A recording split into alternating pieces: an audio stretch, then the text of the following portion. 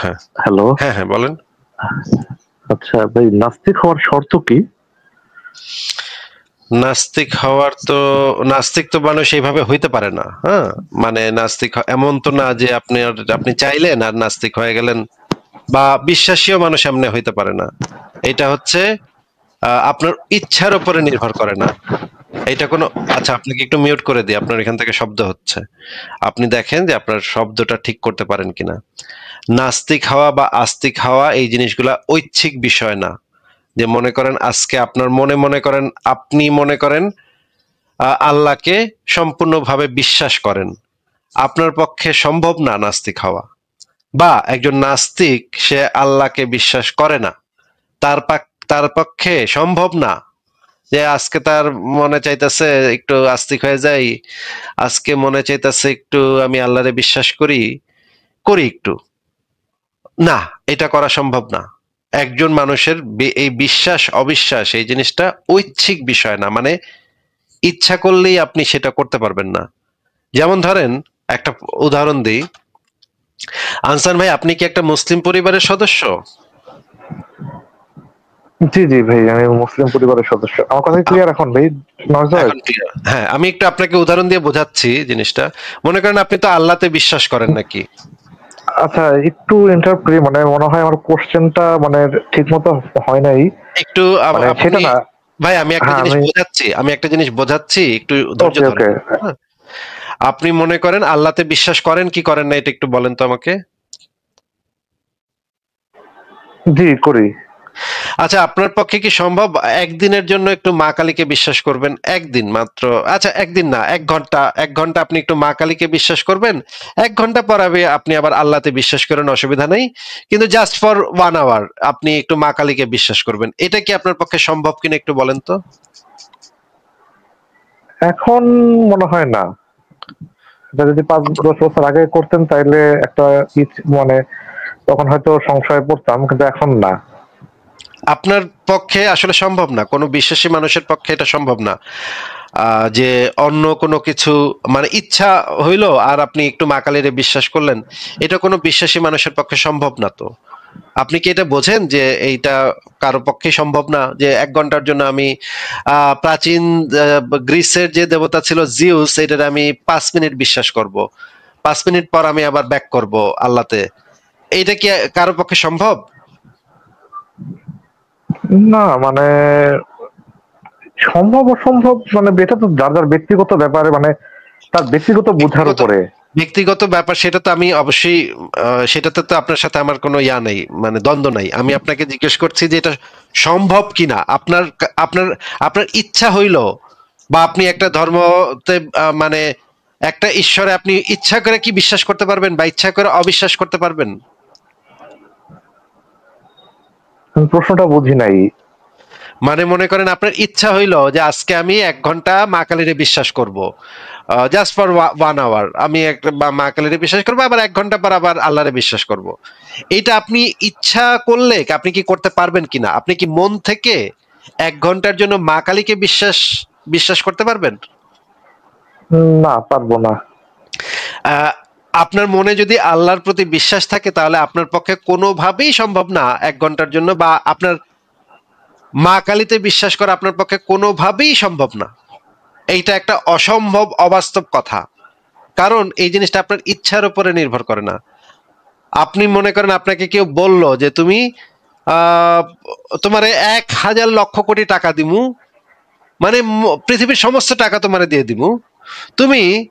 ১,০০০,০০,০০,০০,০০,০০,০০,০০,০০,০০,০০,০০,০০,০০,০০,০০,০০,০০,০০,০০,০০,০০,০০,০০,০০,০০,০০,০০,০০,০০,০০,০০,০০,০০,০০,০০,০০,০০,০০,০০,০০,০০,০০,০০,০০,০০,০০,০০,০০,০০,০০,০০,০০,০০,০০,০০,০০,০০,০০,০০,০০,০০,০০,০০,০০,০০,০০,০০,০০,০০,০০,০০,০০,০০,০০,০০,০০,০০,০০,০০,মাত্র ১৫ মিনিটের জন্য নাস্তিক হয়ে যাও। এখন আপনার মনে যদি আল্লাহর প্রতি বিশ্বাস থাকে, এক্সিস্টিং বিশ্বাসটা যদি থাকে, আপনার পৃথিবীর সমস্ত টাকা পয়সা আপনার উপরে ঢাইলা দিলেও আপনি নাস্তিক হইতে পারবেন না, মন থেকে নাস্তিক হইতে পারবেন না। মুখে হয়তো বলতে পারবেন হ্যাঁ আমি নাস্তিক হইছি, কিন্তু মনের ভিতরে আপনার আল্লাহর প্রতি বিশ্বাস থাইকেই যাবে। সেইটা পৃথিবীর কোনো লোভ লালসাই আপনাকে আপনার মন থেকে, আপনার মনে যদি আল্লাহতে বিশ্বাসটা থাকে, সেইটা আপনাকে কোনো লোভ লালসা দিয়েই, কোনো কিছু দিয়েই সেইখান থেকে এক বিন্দু পরিমাণ পর্যন্ত টলানো যাবে না। আমি কি ঠিক বলতেছি ভাই? হ্যাঁ, এটা মানে যারা আস্তিক মানে আস্থা রাখে, বিশ্বাস করে, এটা তো খুবই মানে এটা পসিবল। এটা অসম্ভব কিছু না, কিন্তু আমার প্রশ্নটা একইভাবে একইভাবে একইভাবে হ্যাঁ আপনার মনের থেকে যদি সেই বিশ্বাসটা চলে যায় একবার, আপনি যদি একবার নাস্তিক হয়ে যান, আপনি যদি দেখেন যে আপনার বিশ্বাসটা আর পুরোপুরি নাই এটার উপরে, তখন আর আপনি বিশ্বাস করতে পারবেন না। তখন আপনি যতই চান না কেন, নিজেকে যতই বুঝদেন না কেন, নিজেকে যতই ঠান্ডা করার চেষ্টা করেন না কেন, আপনি একবার নাস্তিক হয়ে গেছেন তো গেছেন ভাই। তখন আর ইচ্ছা করলেও আপনি ফেরত আসতে পারবেন না ধর্মে। তখন আর আপনার ইচ্ছা অনিচ্ছার উপরে, তখন আপনাকে ভয় ভীতি দেখাক, এইটা করুক সেটা করুক, তোরে জবাই তো মুরতাদ, তুই মুরতাদ হয়ে গেছিস, তোরে কতল করা এখন ওয়াজিব হয়ে গেছে, এগুলো যতই বলুক না আপনার কানের সামনে, আপনার পক্ষে সেই বিশ্বাসটা ফিরে আনা তখন আর সম্ভব হবে না। যদি আপনার বিশ্বাসটা আসলেই ভেঙে গিয়ে থাকে, তাহলে আপনার পক্ষে সম্ভব না। আবার আস্তিক হওয়া আপনার পক্ষে সম্ভব না, কারণ এটা ঐচ্ছিক বিষয় না। আপনাকে আমি এতক্ষণ ধরে যেটা বোঝালাম যে এটা কোনো ঐচ্ছিক বিষয় না। এখন আপনি জিজ্ঞেস করছেন নাস্তিক হওয়ার শর্ত কি? শর্ত সেই সমস্ত জিনিস জায়গাতে লাগে যে জিনিসগুলা ঐচ্ছিক। মনে করেন আমি জার্মানির সিটিজেন হইতে চাই, জার্মানির সিটিজেন হইতে হইলে শর্ত কি? আমার কাছে একটা কাগজ আছে, কাগজের ভিতরে শর্তগুলো লেখা আছে যে এই আমার এটা করতে হবে, সেটা করতে হবে, হ্যান করতে হবে, ত্যান করতে হবে, এইগুলা করলে আমি জার্মানির নাগরিকত্ব পাবো, বা আমেরিকান গ্রিন কার্ড পাইতে আমার কিছু শর্ত আছে, সেই শর্তগুলো ফুলফিল করলে আমি আমেরিকান গ্রিন কার্ড পাবো। এইগুলা হচ্ছে ঐচ্ছিক বিষয়, আমি চাইলে নিতে পারি, চাইলে নাও নিতে পারি। এই সমস্ত ক্ষেত্রে শর্তগুলা প্রযোজ্য হয়, ঐচ্ছিক বিষয় শর্তগুলা প্রযোজ্য হয়। কিন্তু যে জিনিসটার পেছনে আপনার কোনো ইচ্ছার কোনো ভূমিকা নাই, সেখানে তো শর্ত নাই কোনো। হ্যাঁ, এবার বলেন, বুঝতে পারছেন আপনি আমার কথা? হ্যাঁ, একটু একটু বুঝতে পারছি। না, আমার প্রশ্নের জায়গাটা ছিল অন্যরকম। যেমন ধরেন এই মুসলমানদের যে সেটা হচ্ছে কলেমা পড়া লাগে, নামাজ পড়া লাগে, তারপরে আবার হিন্দুদের তাদের নিজস্ব কিছু রিচুয়াল আছে। মানে নাস্তিকদের এই জাতীয় কোনো প্যাটার্ন নাই, মানে নিজের থেকে যখন অবিশ্বাস জন্ম যাবে সেটাই নাস্তিকতা, নাস্তিক।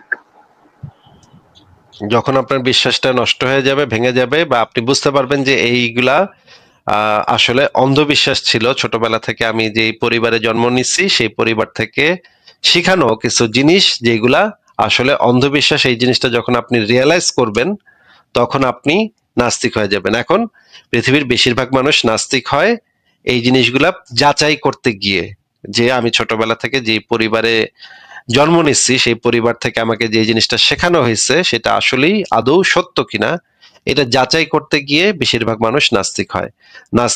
নাস্তিকদের মধ্য থেকে যতজনকে পাওয়া যায় তাদের হিস্ট্রি অ্যানালাইসিস করে দেখা গেছে যে তারা যাচাই করতে গিয়ে নাস্তিক হয়েছে। হ্যাঁ, বলেন। আচ্ছা, না মানে আপনার ভিডিও এবং তো আমি অনেক আগেও শুনছিলাম, মাঝখানে অনেকদিন অনলাইনে ছিলাম না, ব্যবহার করি নাই। কিন্তু এর আগেও অনেক আগেও শুনছি আমি আপনার সেটা হচ্ছে এই মানে আপনার প্ল্যাটফর্ম, মানে ইসলামিক গ্রুপ গুলার যেমন প্ল্যাটফর্ম থাকে দাওয়াত দেওয়া, দেওয়া, তো আপনার প্ল্যাটফর্মের মানে উদ্দেশ্যটা কি থাকে, মানে কি বিষয়বস্তু গুলা কি থাকে উদ্দেশ্য? মানে উদ্দেশ্য, আমাদের প্ল্যাটফর্মের উদ্দেশ্যগুলো থাকে মানুষ যেন যুক্তি বুদ্ধি দিয়ে যাচাই করে তারপরে সিদ্ধান্ত নেয়। এই ক্ষেত্রে আমরা সেই যেন যাচাই ঠিকভাবে করতে পারে, সেই যাচাই করার যে ম্যাটেরিয়ালস গুলা সেগুলা আমরা নিয়ে আসি, সেগুলো নিয়ে আমরা আলাপ আলোচনা করি, যৌক্তিক আলাপ আলোচনা করি। যেমন ধরেন ইসলামের যে বিধানগুলো আছে সেই বিধানগুলো নিয়ে আমরা পুঙ্খানুপুঙ্খ কোরআন হাদিস তাফসির সিরাত সব নিয়ে এসে পুঙ্খানুপুঙ্খ আলোচনা করি, এবং আমরা যাচাই করে দেখি যে এই জিনিসগুলা আমাদের জন্য ভালো আইন নাকি মন্দ আইন। যেমন ইসলামের একটা বিধান আছে যে কাফেরদেরকে মেরে তাদের মা বেটিকে গনিমতের মাল হিসেবে নিয়ে এসে ধর্ষণ করা, যেটা নবী মোহাম্মদ করত এবং নবীর সাহাবীরাও করত। এখন এই জিনিসটা বর্তমান সময়ে তো একেবারেই একটা যুদ্ধাপরাধ হিসেবে গণ্য হবে বর্তমান সময়ে যদি এই কাজ কেউ করে। কিন্তু এই জিনিসটা আদৌ নৈতিক কিনা আমরা সেই জিনিসটা নিয়ে পুঙ্খানুপুঙ্খ আলোচনা করি। প্রত্যেকটা কোরআন হাদিসের তাফসির সিরাত এগুলো সব এনে এনে আমরা পুঙ্খানুপুঙ্খ আলোচনা করি এবং যাচাই করে দেখি। তারপরে আপনি যাচাই করে দেখবেন, আমাদের রেফারেন্স গুলো যাচাই করে দেখবেন, তারপর যুক্তি দিয়ে চিন্তা করবেন, যুক্তি দিয়ে চিন্তা করে আপনার সিদ্ধান্ত আপনি নেবেন। আমরা দেখেছি যে পৃথিবীর বেশিরভাগ ধার্মিক মানুষ কখনো তাদের ধর্মগ্রন্থটা খুইলা পইরা দেখে নাই। আমি গ্যারান্টি দিতে পারি বাংলাদেশের 99% মানুষ কখনো কোরআনের ভিতরে কি লেখা আছে জানে না, কিন্তু তারা এইটা জানে যে কোরআনে যা লেখা আছে সব সত্য কথা, কিন্তু কি লেখা আছে কইতে পারি না। হুম, যা আছে সব সত্য, যা লেখা আছে সব সত্য, সব সত্য, সব সত্য, একদম সব সত্য, কিন্তু ভাই কি লেখা আছে এটা তো কইতে পারি না ভাই। এটা তো জানি না ভাই। ভাই জিজ্ঞেস করলাম যে ভাই তুমি কোরআন পড়ছো ভাই, তাহলে তো তুমি সব যে সত্য তুমি যাচাই করে দেখছো? যাচাই করা তো দূরের কথা, তুমি কি জীবনে কোনোদিন কোরআনটা হাতে নিয়ে দেখছো? তুমি কি কোরআনের কোনো অনুবাদ কোনোদিন পড়ে দেখছো? একটা সূরারও অনুবাদ পড়ছো? তুমি কি লেখা আছে এটার অর্থ কি জানো? না ভাই, কইতে পারি না ভাই। কিন্তু ভাই এটা জানি, যা লেখা আছে ভাই সব সত্য কথা। আরে ভাই, সত্য নাকি মিথ্যা তুমি জানছো কিভাবে? তুমি তো পড়েই দেখো নাই। তাইলে তো আগে তো অন্তত পড়া দেখো, অনুবাদটা পড়ে দেখো যে এটার ভিতরে লেখাটা কি আছে, তারপর তো তুমি সেই সিদ্ধান্তে যাইতে পারবা যে সত্য নাকি মিথ্যা। যেটা পড়েই দেখো নাই সেটা তুমি কিভাবে এই জন্যই আমরা এই জিনিসগুলা বাংলায়, বাংলা অনুবাদটা পড়তে বলি, এবং তাফসির গুলা পড়তে বলি, হাদিস গুলা পড়তে বলি, এবং সেগুলো নিয়ে আমরা আলোচনা করি। এইটাই আমাদের উদ্দেশ্য। এইটাই ভাই যে এই জিনিসটা আমি এর আগে শুনছি যে আপনারা নিজেরাও উদ্যোগ নেন করতে বলার জন্য যে, আর আপনার ওই কথার সাথে মানে 99 না ভাই 90% ধরেন যে যারা খুঁজেও দেখে না মানে অনুবাদ বা বোঝার জন্য পড়া যেটা সেটা 90%, 99 না। বাংলাদেশে এখন অনেক আচ্ছা, ওটা তো মাদ্রাসা ওটা তো অনেক আপনি ওলামা। বলতেছেন, ওটা তো আপনি বলতেছেন, কিন্তু আমি আমার লাইভে হাজার হাজার মুমিন যুক্ত হয়েছে এই পর্যন্ত। ঠিক আছে ভাই, আপনার থেকে মনে হয় আমার অভিজ্ঞতা এই বিষয়ে একটু বেশি, আমার মনে হয়। হ্যাঁ, আমি গত 8-10 বছর ধরে লাইভ করি, এবং 8-10 বছরের বাইরেও বহু মুমিনের সাথে আমার এর আগেও অনেক বহু তর্ক বিতর্ক হয়েছে। আমি আমার সাথে মুমিনের, যত মুমিনের কথা হয়েছে, যত আলেমের কথা হয়েছে, আপনি এটা এটা কল্পনা করতে পারবেন না। হ্যাঁ, আপনার কল্পনাতীত হবে সেটা, যত মুমিনের সাথে আমি কথা বলছি। এখন আমি আমার অভিজ্ঞতা থেকে বলতেছি 99%, এমনকি মুফতি মাওলানারা পর্যন্ত কোরআনের কোথায় কি আছে কিছু জানে না। আমি তারে দেখাইলে তখন সে কয়, ও আচ্ছা, ও ভাই এটা, ও এখানে এটা আছে, আচ্ছা আচ্ছা, তাই তো তাই তো, এটা তাফসিরে আছে, ও আচ্ছা, আমি তো পড়ছিলাম এটা, কিন্তু পরীক্ষার মুখস্থ করছিলাম, পরীক্ষায় লাহনের জন্য লেগা, কিন্তু এটার ভিতরে কি লেখা আছে এটা আমি বুঝি নাই ভাই, তখন বুঝি নাই, এখন বুঝতেছি। এরকমের হাজার হাজার আলেম আইসা আমার কাছে বইলা গেছে যে তারা পাশ করানোর সময় এটা মুখস্থ করছিল, কিন্তু এটা বুঝে নাই যে এখানে কি লেখা আছে। এরপরে যখন আমি গিয়া ধরছি তাদেরকে, তখন তারা ওইটা পড়া, তখন তাদের মনে হয়েছে হ এটা তো পড়ছিলাম, ও আচ্ছা, তাইলে এইটার মানে এইটা। এই রকমের অবস্থায় আমি দেখছি বাংলাদেশের 99% মানুষের অবস্থা একই। আচ্ছা ভাই, এবার আরেকটা সেটা হচ্ছে মানে গতকালকে রাত্রে বেলার একটা মানে আমি কি অন্য লাইভের কথা বলতে পারবো? বলতে পারবেন, কিন্তু মানে বিভিন্ন লাইভে দেখেন, মুমিনদের বিভিন্ন লাইভে আমাকে প্রচুর পরিমাণে গালিগালাজ করা হয়। আমি তো সেগুলো নিয়ে আসলে বদার্ড না, সেগুলো নিয়ে আমি খুব একটা আলোচনা করতেও চাই না। না, আমাদের আলোচনার গালিগালাজ মূল শোনা বিষয়, আমারও পছন্দ না। মানে যেমন আজকে আপনি ঠান্ডা মাথায় কথা বলতেছেন, আমি আমাদের প্রথম থেকে দেখলাম যে খুব মূল জি বিষয়বস্তু হচ্ছে আপনি যদি যুক্তি উপস্থাপন করতে পারেন, তাহলে আমি আপনার সাথে যৌক্তিকভাবে আলোচনা করব। আর আপনি যদি আহ গালিগালাজ করতে চান, তাহলে অন্য প্ল্যাটফর্মে গিয়ে করতে পারেন, আমার কোনো সমস্যা নেই, আমি তাতে মাইন্ড করি না। আপনার যদি আমার বউ বাচ্চারে গালিগালাজ করেন না, আমি যেটা বলবো আপনাকে যে বউ বাচ্চারে গালিগালাজ করেন না, বা বাপ মা তুলে গালিগালাজ করেন না। বাপ মা তো এখানে কোনো ইয়া না, আপনি যা গালিগালাজ করেন আমাকে করেন, অসুবিধা নেই। যত ইচ্ছা গালিগালাজ করতে চান আমাকে বিভিন্ন প্ল্যাটফর্মে বসে বসে আমাকে সারাদিন গালিগালাজ করেন, কোনো সমস্যা নেই ভাই। কিন্তু আমার বউ বাচ্চা, আমার আত্মীয় স্বজন, এদেরকে গালিগালাজ করেন না। এদেরকে যদি গালিগালাজ করেন, তাহলে আমি আপনার দেখা মাত্র আপনার পাছায় একটা কষা লাথি মাইরা আপনার নবীর 101টা গালি দিয়ে আপনার বাইর করে দেবো। এটা হচ্ছে আমার পলিসি, কারণ আমার বউ বাচ্চা বা আমার আত্মীয় স্বজন, আমার বাপ মা এইগুলা এইটার সাথে যুক্ত না, তাহলে তাদেরকে আপনি কেন গালি দিবেন? আমরা তো, আমাদের কখনো দেখছেন যে কোনো মুমিনের বউ বাচ্চা বাপ মা তুলা গালি দিতে? এটা কি কখনো দেখছেন ভাই? যে এই জিনিসটা আপনি আজকে কিন্তু খুব ভালো মতো ক্লিয়ার করলেন যে মানে আনসান এর ভাই, আগে আপনাকে আমি আপনাকে একটা প্রশ্ন করেছে, আমাদের কোন নাস্তিকদের প্ল্যাটফর্ম থেকে দেখছেন কোন মুমিনকে, মুমিনের বউ বাচ্চা আত্মীয় স্বজন বাপ মা পাড়া প্রতিবেশী তাদের মানে ভাই বোন কাউকে আমরা কখনো কোনো গালি দিচ্ছি এটা দেখছেন? আমি সত্যি বলতে খুব কম টাইমের জন্য ঢুকি, তবে না মানে কারো ফ্যামিলি প্রসঙ্গে জান না, খালি ওই যে নবী সাল্লাল্লাহু আলাইহি সাল্লাম আল্লাহ এখন মানে এই যে এইটাই বলতেছিলাম যে মানে আজকে আপনি জিনিসটা ক্লিয়ার হ্যাঁ, করলেন যে আমি যখন আমরা আপনার অবশ্যই ফ্যামিলিকে গালাগালি করা অবশ্যই হয় তখন আপনি এই অবশ্যই জিনিসটা যদি মেনটেন করা যায় যে ঠিক অবশ্যই আছে একটু একটু ফ্যামিলিতে বলে নেই, যাব না। জি, একটু বলে নেই ভাই, একটু বলে নেই। অবশ্যই অবশ্যই। আল্লাহ হচ্ছে কি, আমি যেই কোরআন হাদিস পড়ছি, আল্লাহ হচ্ছে অত্যন্ত নিকৃষ্ট একটা ক্যারেক্টার। এটাকে তো গালিগালাজ করার কোনো মানে, এটা তো আমাদের গালিগালাজ করতেই হবে, কারণ সে যে সমস্ত ঘৃণার কথা মানুষের ভিতরে ঢুকাইছে, মানুষের ভিতরে যে ঘৃণা নবী মোহাম্মদ এবং আল্লাহ, এরা যেই ক্ষতি মানুষের মানব সভ্যতার করছে, এটার জন্য তো আমরা অবশ্যই তাকে গালিগালাজ করব। তা গালিগালাজ না, এগুলা যেই কয়টা কথা আমরা বলি রেফারেন্স সহকারে বলি, এইটা হচ্ছে তারা হচ্ছে আহ এক একটা পাবলিক ফিগার। হ্যাঁ, তারা যেহেতু পাবলিক ফিগার, তখন তাদেরকে নিয়ে আলাপ আলোচনা, তাদেরকে সমালোচনা, তাদেরকে গালি দেয়া, এগুলা সবই জাস্টিফাইড। কিন্তু আমরা কিন্তু কখনো আয়েশাকে তুলে নোংরা গালিগালাজ করি না, তাই না? আপনি কি শুনছেন আয়েশাকে তুলে আমরা কখনো নোংরা গালিগালাজ করছি? আমি সত্যি বলতে মানে বললাম তো খুব কম সময়ের জন্য আসি, যার কারণে অনেক বেশি, আর যখন ওই গালাগালি চলে তখন তো আরো বার হয়ে যাই। সত্যি মানে এই জিনিসটা মোটেও টলারেট আপনি না না, কই আছেন এখানে আপনি এখানে দুইটা আমি বিষয়, জানি না। এখানে দুইটা বিষয় আনসান ভাই, দুইটা বিষয়। একটা হচ্ছে আপনার কোনো একটা কৃতকর্মের জন্য আপনাকে আপনাকে সমালোচনা করা, আপনাকে গালি দেয়া, আর আপনার কোনো কৃতকর্মের জন্য আপনার মাকে বা আপনার বউকে গালি দেয়া, এই দুটো তো ভিন্ন বিষয়, তাই না? জি, মুহাম্মদের কোনো কৃতকর্মের জন্য মুহাম্মদকে আমরা গালি দিব, মুহাম্মদকে আমরা এটা সেটা বলবো, কিন্তু মুহাম্মদের কোনো কৃতকর্মের জন্য মুহাম্মদের মাকে তো আমরা গালি দিই না, তাই না? জি, এটা তো আপনি কখনো আমাদের ইশার থেকে দেখাতে পারবেন না যে মুহাম্মদের মাকে আমরা গালিগালাজ করছি মুহাম্মদের কোনো অপরাধের জন্য। এখন কারণ কি, কারণ তার মায়ের তো কোনো দোষ নেই, তার মা তো সেইটার সাথে আলাদা। যার কৃতকর্মের দায়িত্ব তাকেই বহন করতে হবে।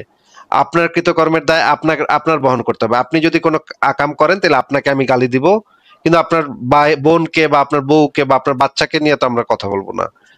কিন্তু আমি মুমিনদের মানে অবস্থা দেখি এরকম, এটা তো অনেক বছর ধরে তারা করতেছে। আমার বউ বাচ্চা আত্মীয় স্বজন পাড়া প্রতিবেশী দাদা দাদি নানা নানি কাউরে তারা ছাড়ে না।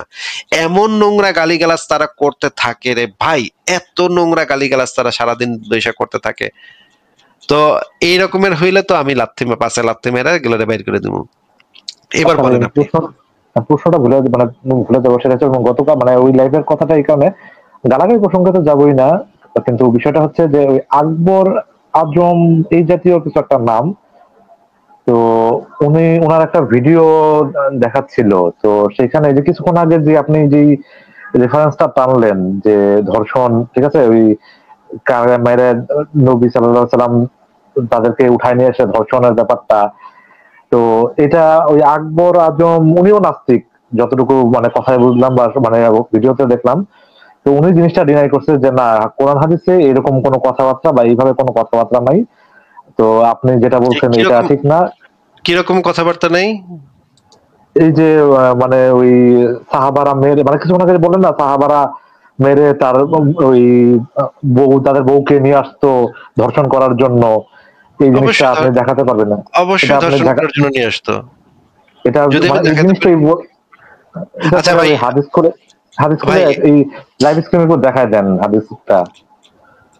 লাইভ স্ট্রিমে দেখাইলে তখন আপনি কিন্তু ওটা ওই হাদিস দেখায় মানে কোন হাদিসের মানে ওয়েবসাইট থেকে, মানে আপনাদের যেটা থাকে যে নিজস্ব লেখা একটা, ওইটা না, কোনো হাদিসের ওয়েবসাইট বা কোনো হাদিসের বই থেকে ডাইরেক্ট ভিডিও কল, ওই জিনিসটা যদি দেখান তাইলে হচ্ছে গিয়ে মানে ওইটা তো আমারও দাবি না বা আমার উপস্থাপন না, এটা হচ্ছে ওই যে আকবর আজম এই জাতীয় একটা নাম, ঠিক আছে, উনিও আচ্ছা নাস্তিক কিন্তু উনি সরাসরি এটা মানে কালকে ভিডিওতে করছে যে না এটা আপনি মিথ্যা বলছেন। মানে এটা নিয়ে মানে জিনিসটা যে তাহলে মানে এখানে যুক্তি আর প্রসঙ্গ আসলো কি, যে মিথ্যাকে স্থাপন করি, ঠিক আছে বিষয়টা, তাহলে এটা নাস্তিকতা হইলো কিভাবে এই জিনিসটা, যে আমি মিথ্যা দ্বারা মানে আমি একটা জিনিস আমার পছন্দ হচ্ছে না, আমি ওইটাকে ভালো একটা জিনিসের চিন্তা করতেছি, ভালো একটা জিনিস কি করবো, তো ওইখানে যদি মিথ্যা থাকে তাহলে তো আর ওই জিনিসটা ভালো হইলো না। না না, একটা হচ্ছে মিথ্যা, আর একটা হচ্ছে যে ধরেন কোনো একজন নাস্তিক একটা ভুল কথা বলছে, হ্যাঁ, এটা তো ভুল হইতেই পারে, যে কোনো মানুষের ভুল হইতেই পারে, কিন্তু কোনো একটা ভুল কথা আর মিথ্যা কথা এই দুটো তো আলাদা জিনিস নাকি ভাই? ভুল কথা আর মিথ্যা কথা মানে যেহেতু অনেক জোর দিয়ে আপনি বলতেছেন ধর্ষণ, মানে ধর্ষণ তো আচ্ছা একটা জিনিস। আচ্ছা, ঠিক আছে, ধর্ষণ কিনা সেটা আমরা আগে একটু চেক করে দেখি। তাহলে আপনার দাবি হচ্ছে যে এই বিষয়টা তো আপনি জানেন যে ইসলামের বিধান হচ্ছে যে কাফেরদেরকে মেরে তাদের মা বেটিকে গনিমতের মাল হিসেবে তুলে নিয়ে আসা, এটা ইসলামে আছে, এটাও কি আপনি জানেন নাকি জানেন না? এখন মানে এটা তো আর এক কথায় হচ্ছে না, এটা হচ্ছে যুদ্ধের ময়দানে, যুদ্ধ যখন আমি তো যুদ্ধের ময়দানেই বলছি কাফেরদেরকে মেরে যুদ্ধের ময়দানে, এইটা যুদ্ধের ময়দানও না, মনে করেন মুসলমানরা আক্রমণাত্মক জিহাদের মাধ্যমে, মানে আগ বাড়ায়া, মনে করেন একটা কাফের জনগোষ্ঠী এক জায়গায় বসবাস করে, মুশরিক, তাদেরকে আগ বাড়ায় গিয়ে তাদেরকে আক্রমণ করলো মুসলমানরা, যে তোরা মুসলমান হইতাছস না কেন, এখনো তোদেরকে ইসলামের দাওয়াত দিলাম, তারপরে তোরা মুসলমান হস না কেন, এইটা বইলা তাদেরকে আক্রমণাত্মক জিহাদ করলো তাদের বিরুদ্ধে। এইটা যে ইসলামে আছে সেটা কি আপনি জানেন কি জানেন না, একটু আগে বলেন। না, আমি এরকম জিনিস এখন পর্যন্ত কখনো আমার চোখে পড়ে নাই যে আমরা মানে স্টেপ বাই স্টেপ যাই। ঠিক আছে ভাই, আমরা স্টেপ বাই স্টেপ যাব এবং আপনাকে আমি প্রত্যেকটা জিনিস বের করে করে দেখাচ্ছি, কোনো সমস্যা নেই। আপনি একটু ধৈর্য ধরে আমার জিনিসগুলা দেখবেন এবং ধৈর্য ধরে জিনিসগুলা শুনবেন, এবং আপনি যাচাই করে বলবেন যে, আর আপনার যদি মনে হয় যে আমার ওয়েবসাইটে যেটা দেয়া আছে সেটা তো ঠিক না, তখন আমরা আপনার মানে sunna.com থেকে জিনিসটা বের করে দেখাবো, অসুবিধা নেই। সব মানে হাদিস বিডি থেকে বের করে দেখাবো, অসুবিধা নেই। ওইগুলা থেকে একটা থেকে দেখান যাতে জিনিসটা অথেন্টিক থাকে। কিন্তু ভাই আমাদের যে সেটআপ, আমাদের যে স্ট্রিমইয়ার্ডের সেটআপ, সেখানে সব সেভ করা আছে সংশয়.com থেকে। আপনি যদি, আপনাকে আমি চ্যালেঞ্জ করে দিচ্ছি, সংশয়.com এ যেই হাদিসটা দেয়া আছে সেটার সাথে যদি আপনি hadisbidi.com এর একটা বর্ণ এদিক সেদিক পান, এমন যদি দেখাইতে পারেন যে আমরা নিজের ইচ্ছা করে কোনো একটা শব্দ, কোনো একটা বাক্য ইচ্ছাকৃতভাবে ঢুকাই দিছি নিজেরা, তাহলে আমি লাইভ থেকে আলবিদা হয়ে যাব, চিরতরে আলবিদা হয়ে যাব। আমি আপনাকে কি বলেছি বুঝতে পেরেছেন ভাই? আমি বলেছি যে আমি সংশয়.com থেকে যেই রেফারেন্স গুলো দেখাই, আপনি যদি আমাদেরকে প্রমাণ করতে পারেন যে এইটা সংশয়.com এ আনার সময় আমি কোনো একটা শব্দ পরিবর্তন করে দিয়েছি, কোনো একটা শব্দের মানে বিকৃতি ঘটিয়েছি, কোনো একটা অক্ষর, মাঝে মাঝে এরকম হয় যে বানানটা আমি ঠিক করে দিই, মাঝে মাঝে hadisbidi.com এ বানানটা ভুল থাকে, বানানটা আমি ঠিক করে দিই, এটা হইতে পারে। কিন্তু আপনি যদি এমন দেখাতে পারেন যে আমি ইচ্ছাকৃতভাবে কোনো একটা বাক্য, শব্দ পরিবর্তন করে দিছি, যেটা আসলে hadisbidi.com এ নাই, আমি নিজের থেকে দিয়ে দিছি, তাহলে আমি লাইভ থেকে চিরদিনের জন্য আলবিদা হয়ে যাব। আনসান ভাই, আপনি কি এই চ্যালেঞ্জটা নিতে রাজি আছেন? জি অবশ্যই। তাহলে ভাই আমাকে ওই হাদিস নাম্বারটা বলতে হবে, মানে কোন কিতাবের কোন হাদিস, তাহলে যেহেতু আপনি সংশয় থেকে দেখাবেন, তাহলে আপনি তো পুরা জিনিসটা, আপনাকে তো আমি চ্যালেঞ্জটা দিয়ে দিলাম, আপনি এরপরে যেদিন এই জিনিসটা পাবেন, নাচতে নাচতে আমার লাইভে এসে আমাকে দেখা দিবেন, ঠিক আছে? আমি আপাতত আপনাকে সংশয়.com থেকে দেখাচ্ছি, কারণ আমার কাছে সেট আপ করা আছে সেইভাবে। আপনি একটু প্রথমে একজন একজন প্রখ্যাত আলেমের বক্তব্য আমরা একটু আগে শুনে নিই, হ্যাঁ, শুনে তারপর আমরা আস্তে আস্তে আলোচনা করি, হাদিসগুলো বের করতেছি। আগে এই বক্তব্যটা শুনি, আসেন। Jihad technically is divided into two types. In Arabic they call jihad al-dafa' and the second is jihad al-talab. Jihad al-dafa' is what everyone agrees upon, which is the jihad based on defense. So when someone attacks you, you dafa'. Dafa' you find it in the doors, idfa, meaning push. So someone attacks your country, attacks your family, what do? It's legitimate. Even the kuffar say you can do it. That is to defend yourself. This was found at the time of the Prophet ﷺ, and it's found until today. The other type of jihad is the one that everyone trying to hide, and it's called jihad al-talab. And this means that the jihad of pursuing, running after. And this jihad was at the time of the Prophet ﷺ. But this jihad cannot be accomplished, cannot take place unless the state of the Muslims is strong. If you don't have a strong Muslim country, who can they pursue or attack? No, stay where you are. Just try to fix yourself, enrich your people with Islamic knowledge and Iman, then you can go. And what is the reason behind such jihad? Number one, to call them to Islam. It is for da'wah. The jihad is only for da'wah. That is why when Muslims go and conquer the adjacent country, what do? We kill them all? No. The Prophet says, the first thing you do is call them to Islam. If they accept it, leave them. Khalas, they're Muslims, we go. We don't want your country, we don't want your land, we don't want your wealth. If they refuse, then tell them Allah obliged upon you to pay taxation, jizya. Stay, kafir as you wish, no problem. But you have to give us a percentage, and this percentage, by the way, is given once or twice a year, depending on the rules. In return, when enemy comes and attack your country, you don't fight. We Muslims protect you. Subhanallah, for this little money, yes, and you enjoy sitting in your homes and in your country and live your life normally. But the ruling is for Sharia. So you do not open nightclubs, you do not fornicate in the streets, you do not, no, Sharia rules. But you live your life, you marry, you have children, you enjoy your life. But publicly, Islam rules. If they refuse, then we have to fight. And if we fight you, then we capture you, you become our slaves, and we take your land, and you take, because you refuse, I give you two good options. This is the strength of Islam. But nowadays, forget this. Maybe in the coming 40, 50 years, when the Muslims become strong as they're supposed to be, and they are focused and Islamically oriented. Now we're not Islamically oriented. We are money oriented. We want to live comfortably, have a good car, have a good house, have a good salary, and let everybody else die. I don't care. আচ্ছা, আমি দেখালাম যে ইসলামে যে আক্রমণাত্মক জিহাদের বিধানটা কি সেটা আমি দেখালাম। আনসান ভাই, আপনি কি বুঝতে পেরেছেন যে ইসলামের আক্রমণাত্মক জিহাদের বিধানটা কি? জি, আক্রমণাত্মক জিহাদ বলতে যেটা আমি এটা পড়েছি নিজেও, এই জিনিসটা, এই চ্যাপ্টারটা, কিন্তু এখানে মানে বিস্তারিত ভাবে মানে এখানে জিনিসটা, ঘটনাটা ছিল এরকম, যখন একটা রাষ্ট্র মুসলমানদের আওতাতে আসে, তার পরবর্তীর যে 4টা পদক্ষেপ, মানে পরবর্তী পদক্ষেপের 4টা ভূমিকা বলা হয়েছে, যে তাকে ইসলামের দাওয়াত দাও, যদি মেনে নেয় তো ভালো। এইগুলা, এই রাষ্ট্র যদি ইসলাম চলেই আসে, তাহলে আবার মানে রাষ্ট্রকে আবার কেন ইসলামের দাওয়াত দিতে যাবে ভাই? মানে আপনার কথা তো সেন্স মেক করতেছে না। মনে করেন কোন কাফের রাষ্ট্র তারা ইসলাম কবুল করে নাই, আপনি ইসলামের দাওয়াত দিলেন, তারপরে ইসলাম কবুল করে নাই, তখন আপনি কি করবেন? এখানে তো রাষ্ট্র না, বিষয়টা হচ্ছে মানুষ। আপনি কি ভাই ইয়াগুলা, মানে ভিডিওটা আপনি এত সুন্দর করে বললো, আপনি কি কিছুই বুঝেন নাই, কিছুই দেখেন নাই, বা কিছুই বোঝেন নাই? আবারও শোনাচ্ছি ভাই, এইভাবে না ভাই, এত ভাই, এই যদি এত সহজ জিনিস এত সুন্দরভাবে বোঝাইলো, তারপরে যদি আপনার মাথায় না ঢুকে, তাহলে ভাই কেমনে আলোচনা করব? আলোচনা সামনের দিকে আগাবে কিভাবে?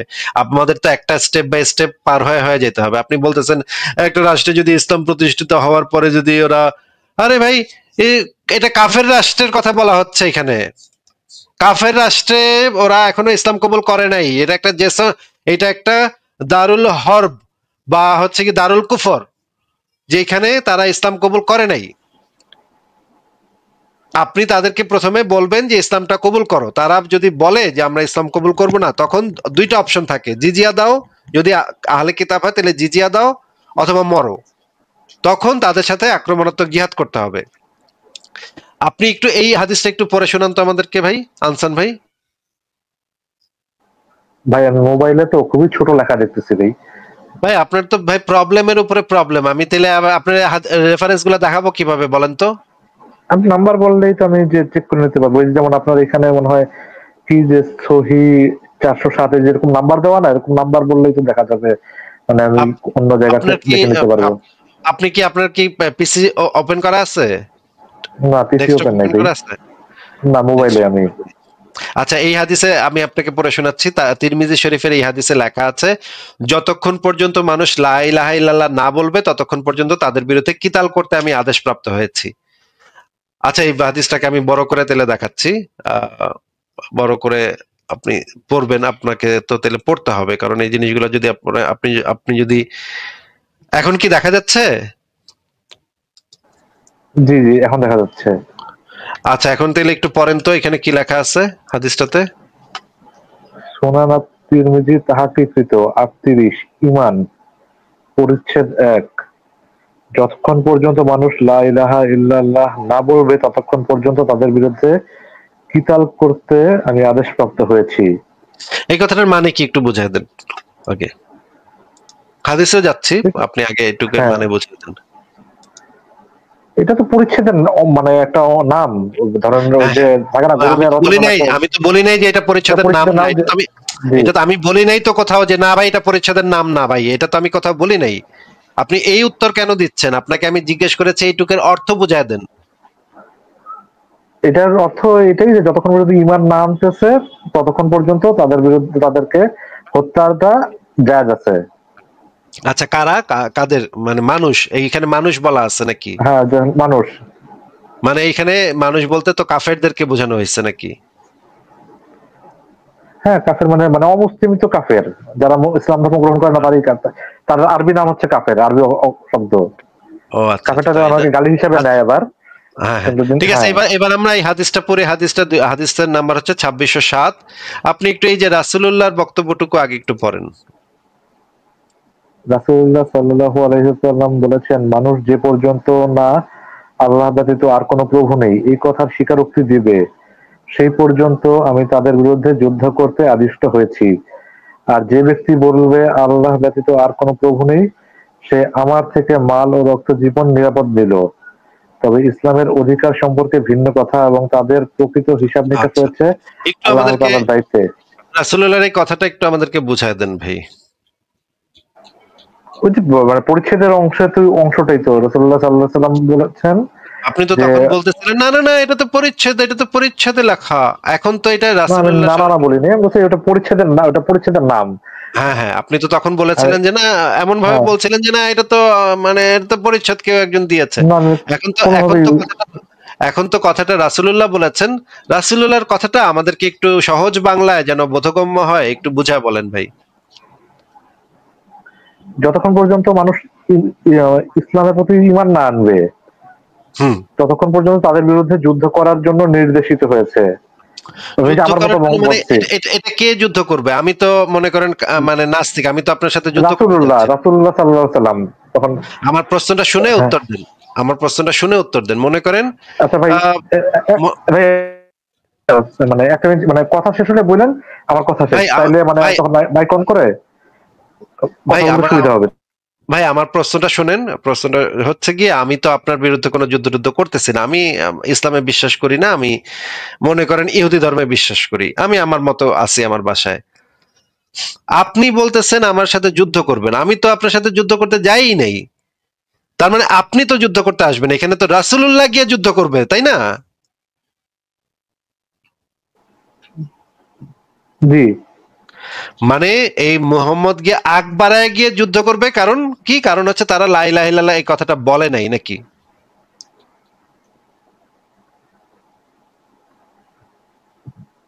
হ্যাঁ ভাই, হ্যাঁ জি বলেন। আর তারা যদি সেই ব্যক্তিটা যদি লা ইলাহা ইল্লাল্লাহ বলতো তাহলে কি হইতো? তার জীবন নিরাপদ করে দিল।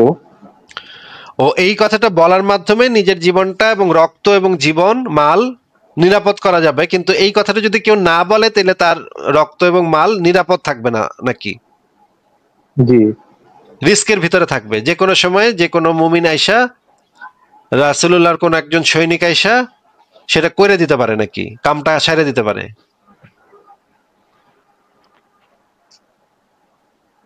এখন কি আমি বলতে পারি কিছুক্ষণ? অবশ্যই বলতে পারেন, আপনি রেফারেন্স সহ বললেন। আমি আপনাকে এই রেফারেন্সটা দেখাইলাম, এটা একটা সহিহ হাদিস। হ্যাঁ না হ্যাঁ মানে এই রেফারেন্সগুলোর, জি বলেন, শেষ করেন। এই হাদিসটা আবু বকরের আমলেও আমল করা হয়েছে। তার মানে এই হাদিসের যে বিধান সেটা কখনো রহিত হয় নাই, সেটা আপনাকে আমি দেখাচ্ছি। এই যে দেখেন, আবু বকরের আমলে এই বিধানটা, এই যে আবু বকর বলেন, এইখানে আপনি দেখবেন এটা হচ্ছে আবু বকর। এই যে আবু বকর যখন খলিফা নির্বাচিত হন, এই সময়ের ঘটনা। তার মানে আবু বকরের আমলে এই বিধানটা পালন করা হয়েছে, আমল করা হয়েছে, তার মানে এটা কখনোই রহিত হয়নি। এবার আপনাকে আমি দেখাচ্ছি, ভাই আমি একটু বলে নিলে ভালো হতো, মানে একটা বলেন আমি বলেন। আপনি বলেন। হ্যাঁ বলেন। আচ্ছা, না আপনি যে হাদিসটা দেখালেন, এই হাদিস যেমন হাদিস ভিত্তিতেও যদি যান, এই হাদিসের আগে এবং পরে আরো কিছু হাদিস রয়েছে, আর আপনি যে প্রেক্ষাপটটা দেখাচ্ছেন সেই প্রেক্ষাপটটা প্রত্যেকটা হাদিসের পেছনে আগে এবং পরে অনেকগুলো হাদিস আছে, অনেক পরে অনেকগুলো হাদিস থাকতে পারে। এই কিন্তু প্রাসঙ্গিক ব্যাপারটা আমি আপনাকে যে জিনিসটা জিজ্ঞেস করেছি, যে আপনি যদি দেখাইতে পারেন যে এই হাদিসের আগে কি লেখা থাকতে পারে, যে তোমরা এই এরা আগের হাদিসে লেখা থাকতে পারে, যদি এরকম লেখা থাকে যে রাসূলুল্লাহ বলেছেন এই হাদিসের পরের যে হাদিসটা আছে তোমরা এটারে বিশ্বাস করো না, শুধুমাত্র যদি এইটা লেখা থাকে তাইলে এই হাদিসের বিধানটা বাতিল হয়। কিন্তু এর আগের একটা হাদিস আছে, এর পরের একটা হাদিস আছে, এইটা দ্বারা তো আপনি এই হাদিসের বক্তব্যটাকে বাতিল করতে পারেন না, কারণ এই হাদিসের বক্তব্যটা তো রাসূলুল্লাহ বলেছে। আপনি কি বলতে চাচ্ছেন যে এই হাদিসে যেই কথাটা বলা আছে সেটা আগের হাদিস এবং পরের হাদিস দ্বারা সেটা বাতিল হয়ে যায়, মুহাম্মদের কথাটা বাতিল হয়ে যাবে নাকি? তাহলে আমরা আগের হাদিসটা আনি, পরের হাদিসটা আনি। কয়টা আগের হাদিস আনবো আর কয়টা পরের হাদিস আনবো বলেন? এটা বাতিল হবে না, কিন্তু আপনি যে প্রেক্ষাপট, শুধু এই একটা হাদিস যখন আমি কোনো দেখাচ্ছেন, প্রেক্ষাপটই বলি নাই, এই হাদিসের ভিতরে প্রেক্ষাপট বলা আছে। আমি কোনো প্রেক্ষাপট বলি নাই, এই হাদিসের ভিতরে প্রেক্ষাপট বলা আছে, যতক্ষণ পর্যন্ত মানুষ লা ইলাহা ইল্লাল্লাহ না বলবে ততক্ষণ পর্যন্ত তাদের বিরুদ্ধে কিতাল করতে আমি আদেশ প্রাপ্ত হয়েছি। আমি কোনো প্রেক্ষাপট বলি নাই, কোনো ব্যাখ্যা দেই নাই, বিশ্লেষণ দেই নাই। আমি আপনাকে পড়তে বলছিলাম এবং হাদিসেই প্রেক্ষাপট পরিপ্রেক্ষিত স্পষ্ট ভাষায় লেখা আছে। ভাই বাটপারি যে করবেন ভাই একটু কমায় সময় করেন, এত বাটপারি করেন না, মানুষজন দেখতেছে, মানুষজন শুনতেছে। আমি একটা বারও কোনো প্রেক্ষাপট পরিপ্রেক্ষিত বলছি ভাই? আপনি মিথ্যা কথা কেন বললেন আমার নামে? ভাই আমি কি মিথ্যা কথা? আমি বললাম যে আমি নাকি এইখানে মানে প্রেক্ষাপট বর্ণনা করছি। আমি কোথায় প্রেক্ষাপট বর্ণনা করছি? আমি একবার বর্ণনা শব্দ উচ্চারণই করে নেই ভাই। আপনি বলেছেন আমি এটা প্রেক্ষাপট আমি ভুলভাবে ব্যাখ্যা করছি বা এই ধরনের কথা বলছেন আপনি, মাত্র বলছেন আপনি। না আপনি তো শুনতেই চাচ্ছেন না। আমি এই হাদিসে কোনো প্রেক্ষাপটই আমি বলি নাই। একটা প্রেক্ষাপট একটা হাদিসে যেটা লেখা আছে সেটা যদি সহিহ হাদিস হয়, সেই একটা হাদিসেই কাজ হয়। একটা হাদিসে যদি একটা সহিহ হাদিস হয় তাহলে সেই একটা হাদিসেই ইসলামের বিধান তৈরির জন্য কাজ হয়। না, তাহলে আপনি হাদিস কি সেটা জানেন না। যদি জানেন না, আপনার থেকে আমি হাদিস সম্পর্কে, কোরআন হাদিস সম্পর্কে আপনার থেকে আমি 50,000 গুণ বেশি ভালো জানি। আমাকে আপনি হাদিস শিখায়েন না ভাই, দয়া করে আমাকে শিখায়েন না। আপনি আচ্ছা ঠিক আছে, আপনি যেটা বললেন আপনি এখন দলিল দেখান, তাহলে আপনাকে কথা বলতে দিব। আপনি যে এই হাদিসের বর্ণনাটা বললেন এটা একটা প্রেক্ষাপটে, এটার একটা প্রেক্ষাপট পরিপ্রেক্ষিত আছে, সেটার দলিল বের করেন।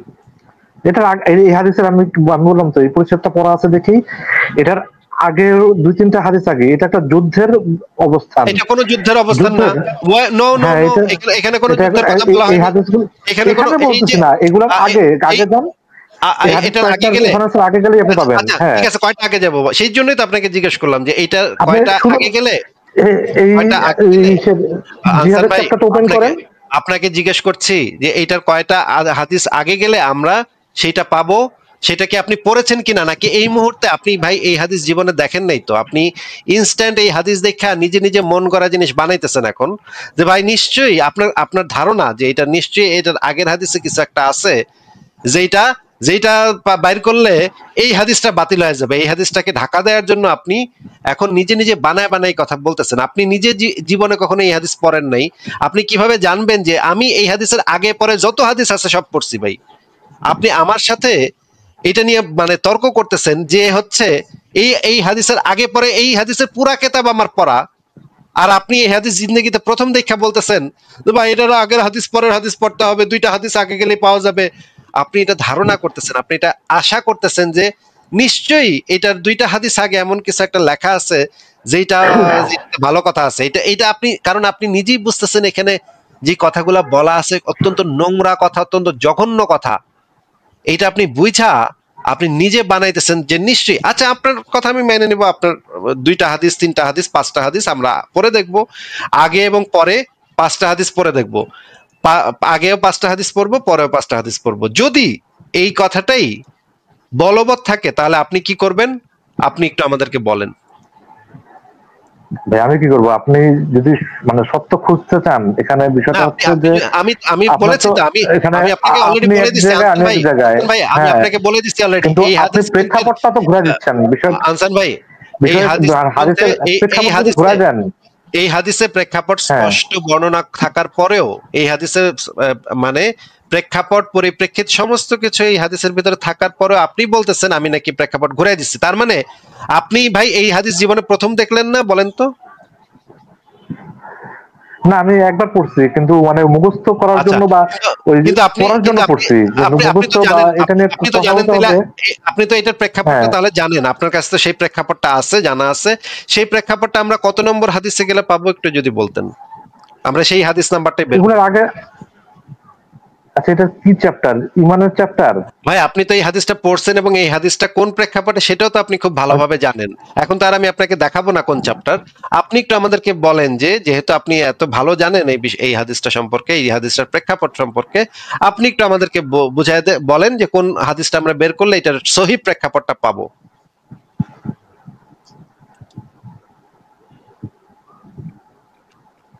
একটু যদি যেমন পরের হাদিসটাও যদি না না মুখস্থ তো নাই, এখন আমি যদি আপনার সাথে বিতর্ক করার জন্য আসতাম বা বিতর্কের মতো ই থাকতো তাইলে আমি মুখস্থ করে আসতাম। আনসান ভাই আপনি যে বাটপারি করতেছেন এটা কিন্তু দর্শকরা সবাই বুঝতেছে। হ্যাঁ আপনি নিজে হয়তো এই হাদিস জীবনে একবারই দেখছেন হয়তো এর আগে, আপনি আসলে এই হাদিসের কোনো তাফসিরও পরে, এই হাদিসের কোনো ব্যাখ্যা গ্রন্থ টন্থ কিচ্ছু পড়েন নেই ভাই। আমি নিশ্চিত গ্যারান্টি দিতে পারি আপনি কিছুই পড়েন নেই, এগুলা হুদাই বেহুদা আমার সাথে মানে কথার পিঠে কথা বলার জন্য এই কথাগুলো বলতেছেন যেন, কারণ আপনার মনে হইতেছে আপনি বুঝতে পারতেছেন এই জিনিসটা দ্বারা ইসলামের যে বিধান সেই বিধানটা প্রকাশ পেয়ে যাচ্ছে, ইসলাম বেইজ্জত হচ্ছে, এই জন্য আপনি বানায় বানায় এগুলো বলতেছেন। ভাই আপনি নিজে কখনো এই হাদিসের কোনো ব্যাখ্যা টাখ্যা পড়ে দেখেন নেই, আমি পড়ে দেখছি। আমি আপনাকে এখন আকীদা গ্রন্থ থেকে দেখাবো, এখন আমি আপনাকে আকীদা গ্রন্থ থেকে একই হাদিসের ব্যাখ্যাও আপনাকে আমি বের করে দেখাবো। ভাই আপনি কোথায় আসছেন এই জিনিসটা আপনি বুঝতে না পেরে এই মানে ইয়াগুলা করতেছেন আপনার। ঠিক আছে আমরা তাহলে সেই জিনিসগুলো বের করি। সেই আপনি হাদিস বিডি থেকে বের করেন না কেন? হাদিস বিডি থেকে আমি তো বললাম আপনাকে, হাদিস বিডি থেকে বের করা আর এখান থেকে বের করা সেম কথা।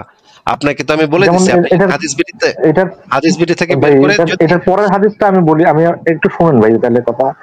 আমরা এই জিনিসটা একটু দেখে নিই, আমরা এই জিনিসটা একটু প্রেক্ষাপটটা আমাকে একটু ব্যক্ত করে দিবেন না? আপনি তো নিজে বলে দিলেন আপনি এই হাদিসের কোনো প্রেক্ষাপট জীবনে কখনো পড়েন নাই, তো আপনি তো মুখ বানায় বানায় কথা। আনসান ভাই আপনি বানায় বানায় আপনি কি ভাবছেন আপনি বানায় বানায় কথা বলবেন আর আপনাকে আমি বলতে দিব? আপনার তো সেটা সম্পর্কে আপনি বানায় বানায় যদি বলি কথা বলেন না, কথার মাঝখানে কথা বলেন না, কথার মাঝখানে কথা বলেন না। মনে করেন আপনি যদি বানায় বানায় বলেন ভাই এই হাদিসটা এমন একটা সময় নাজিল হয়েছিল তখন কাফেররা এসে মুহাম্মদের পাশে অনেক জোরে জোরে লাথি দিচ্ছিল দেখে তখন মুহাম্মদ এই কথাটা বলেছে, কিন্তু এটা তো ভাই পাশে লাথি না মারলে তো এটার কথা মানে প্রযোজ্য না।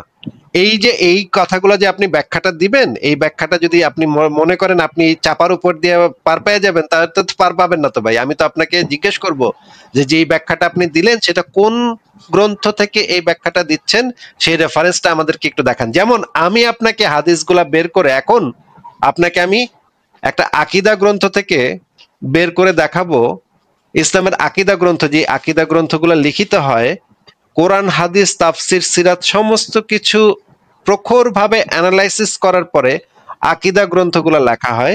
এটা তো আপনি জানেন যে আকীদা গ্রন্থ কিভাবে লেখা হয়, এটা কি আপনি জানেন? জি বলেন।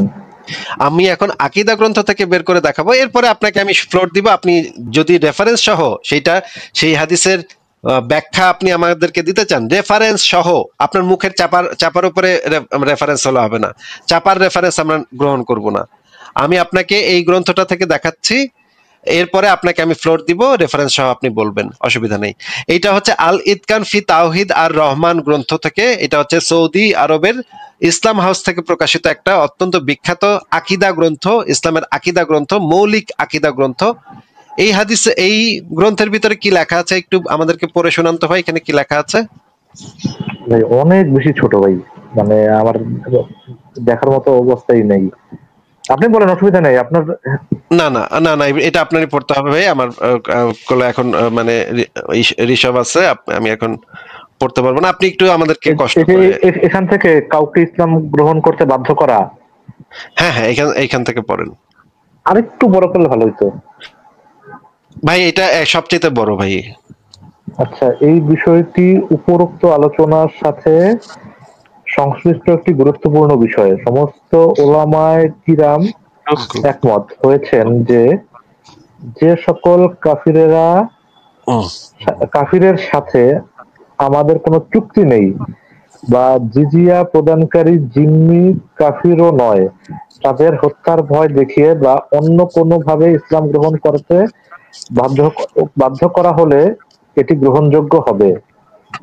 অর্থাৎ এ প্রকার ইসলাম অনুপ্রবেশের পর পুনরায় বের হয়ে যেতে চাইলে তাকে মুরতাদ সাব্যস্ত করা হবে এবং হত্যা করা হবে।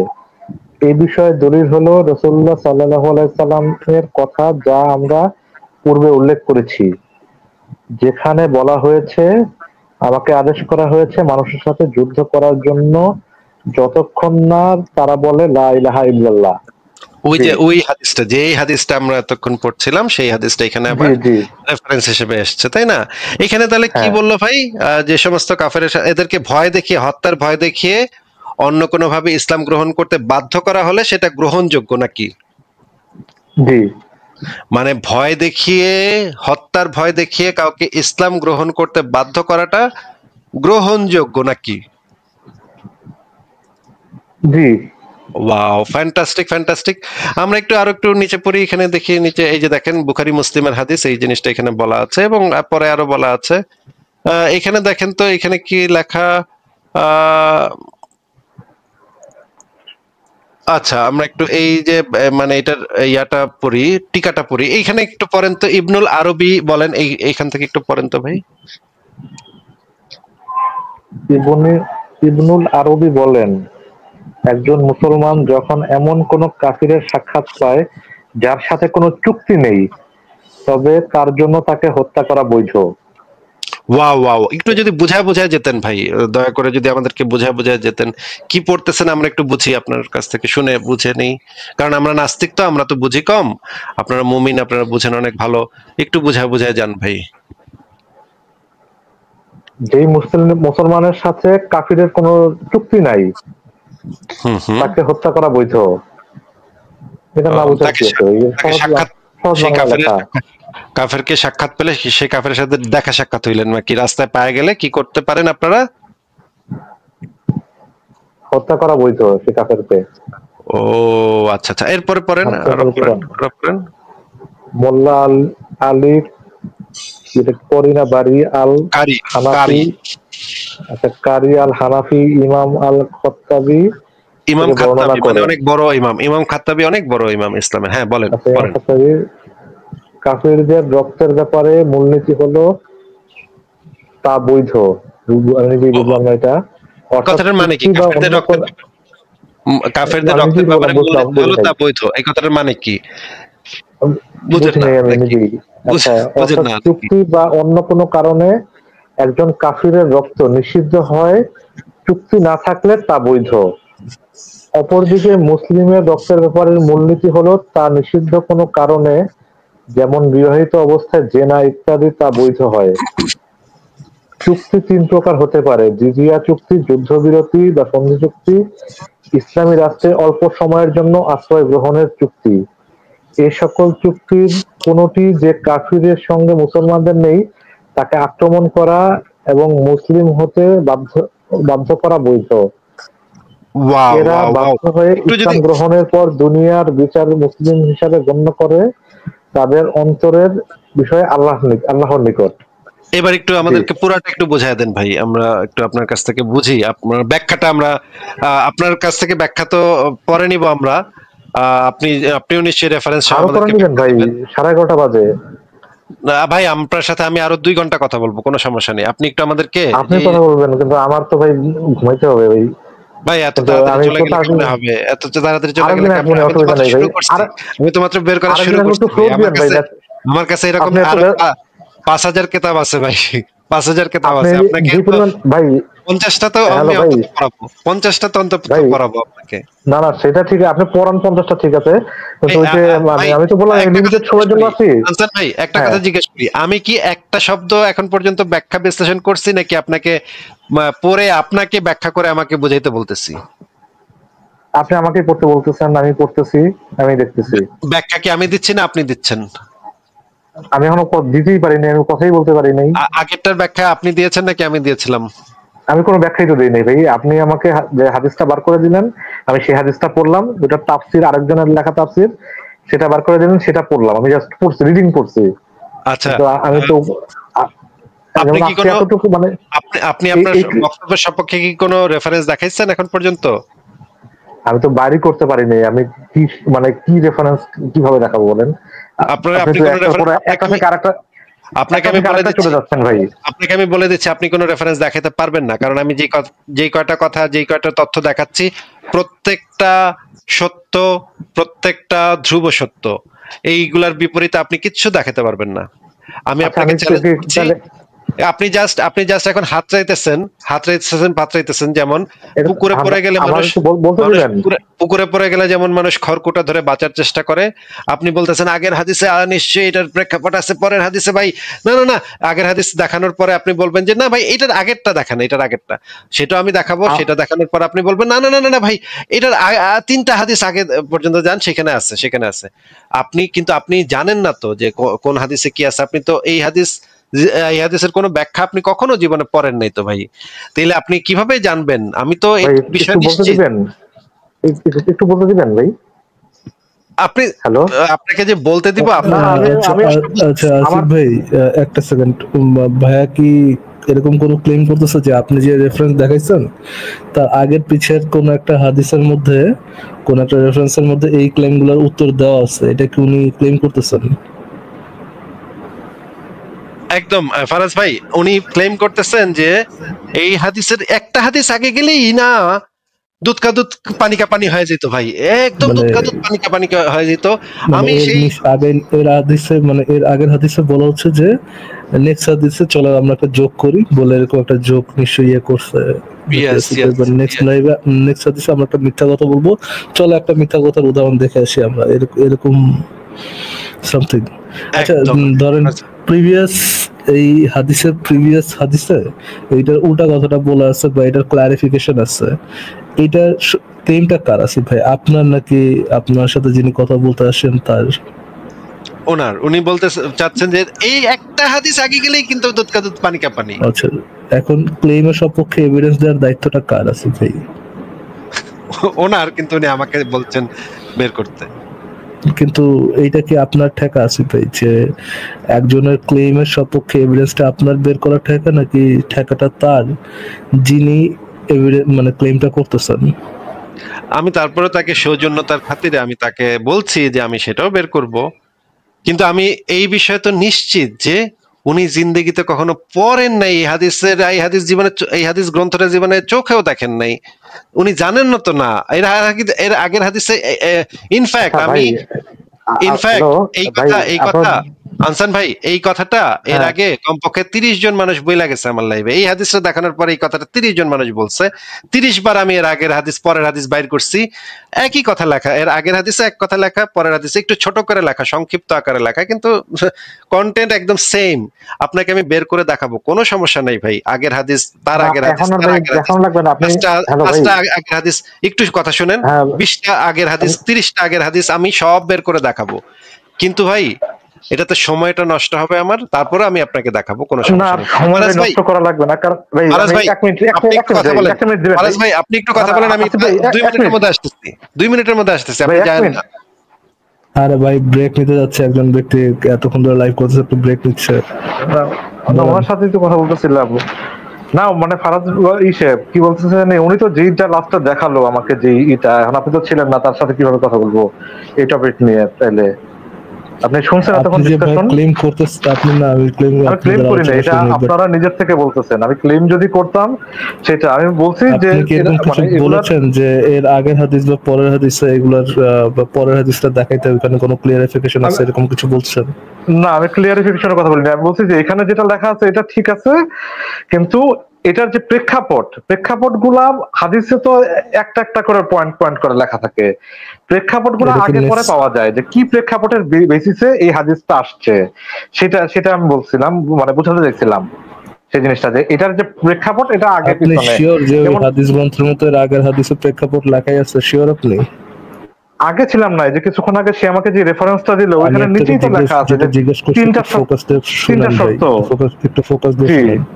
আমি বলেছি আপনি কি শিওর এর আগের হাদিসে প্রেক্ষাপট দেওয়া আছে? এটা কি সম্পর্কে আপনি শিওর? না, এটা শিওর না, কিন্তু উনি আমাকে যেটা দিল কিছুক্ষণ আগে, একটা জিনিস পড়ালো একজন ইমামের। ভাইয়া নাম কি জানো আপনার? আনসান ভাইয়া। ভাইয়া দেখেন আমরা তো লাইভ এমন না যে দুনিয়ার প্রথমবার, আমাদের জীবনে প্রথমবার লাইভ করা শুরু করছি, এমন তো না। আপনারা আনকমফোর্টেবল জোনে পৌঁছায় গেলে কিভাবে তেনাবাজি করেন, কিভাবে এটা অস্বীকার করার চেষ্টা করেন, কি ধরনের অসততা করেন।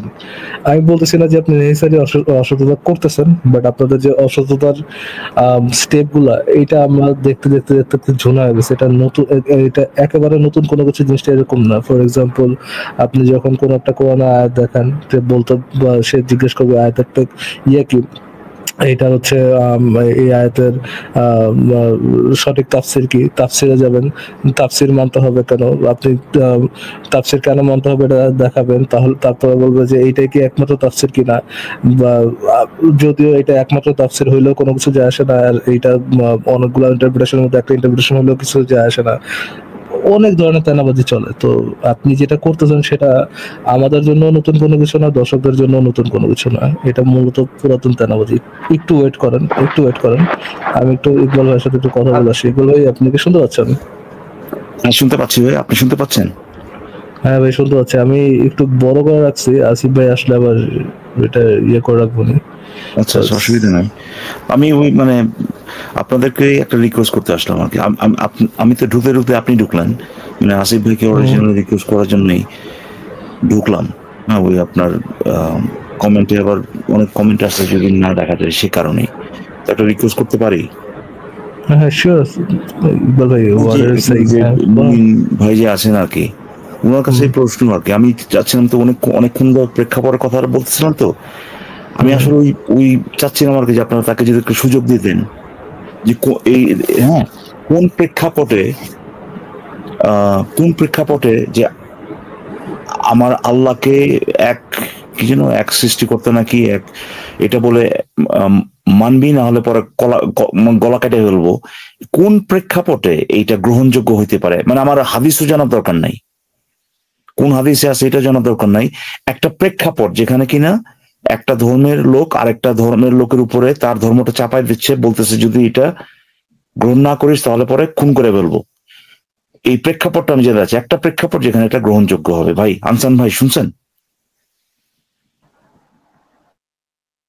কিন্তু আমি তো স্ক্রিনে দেখতেছি।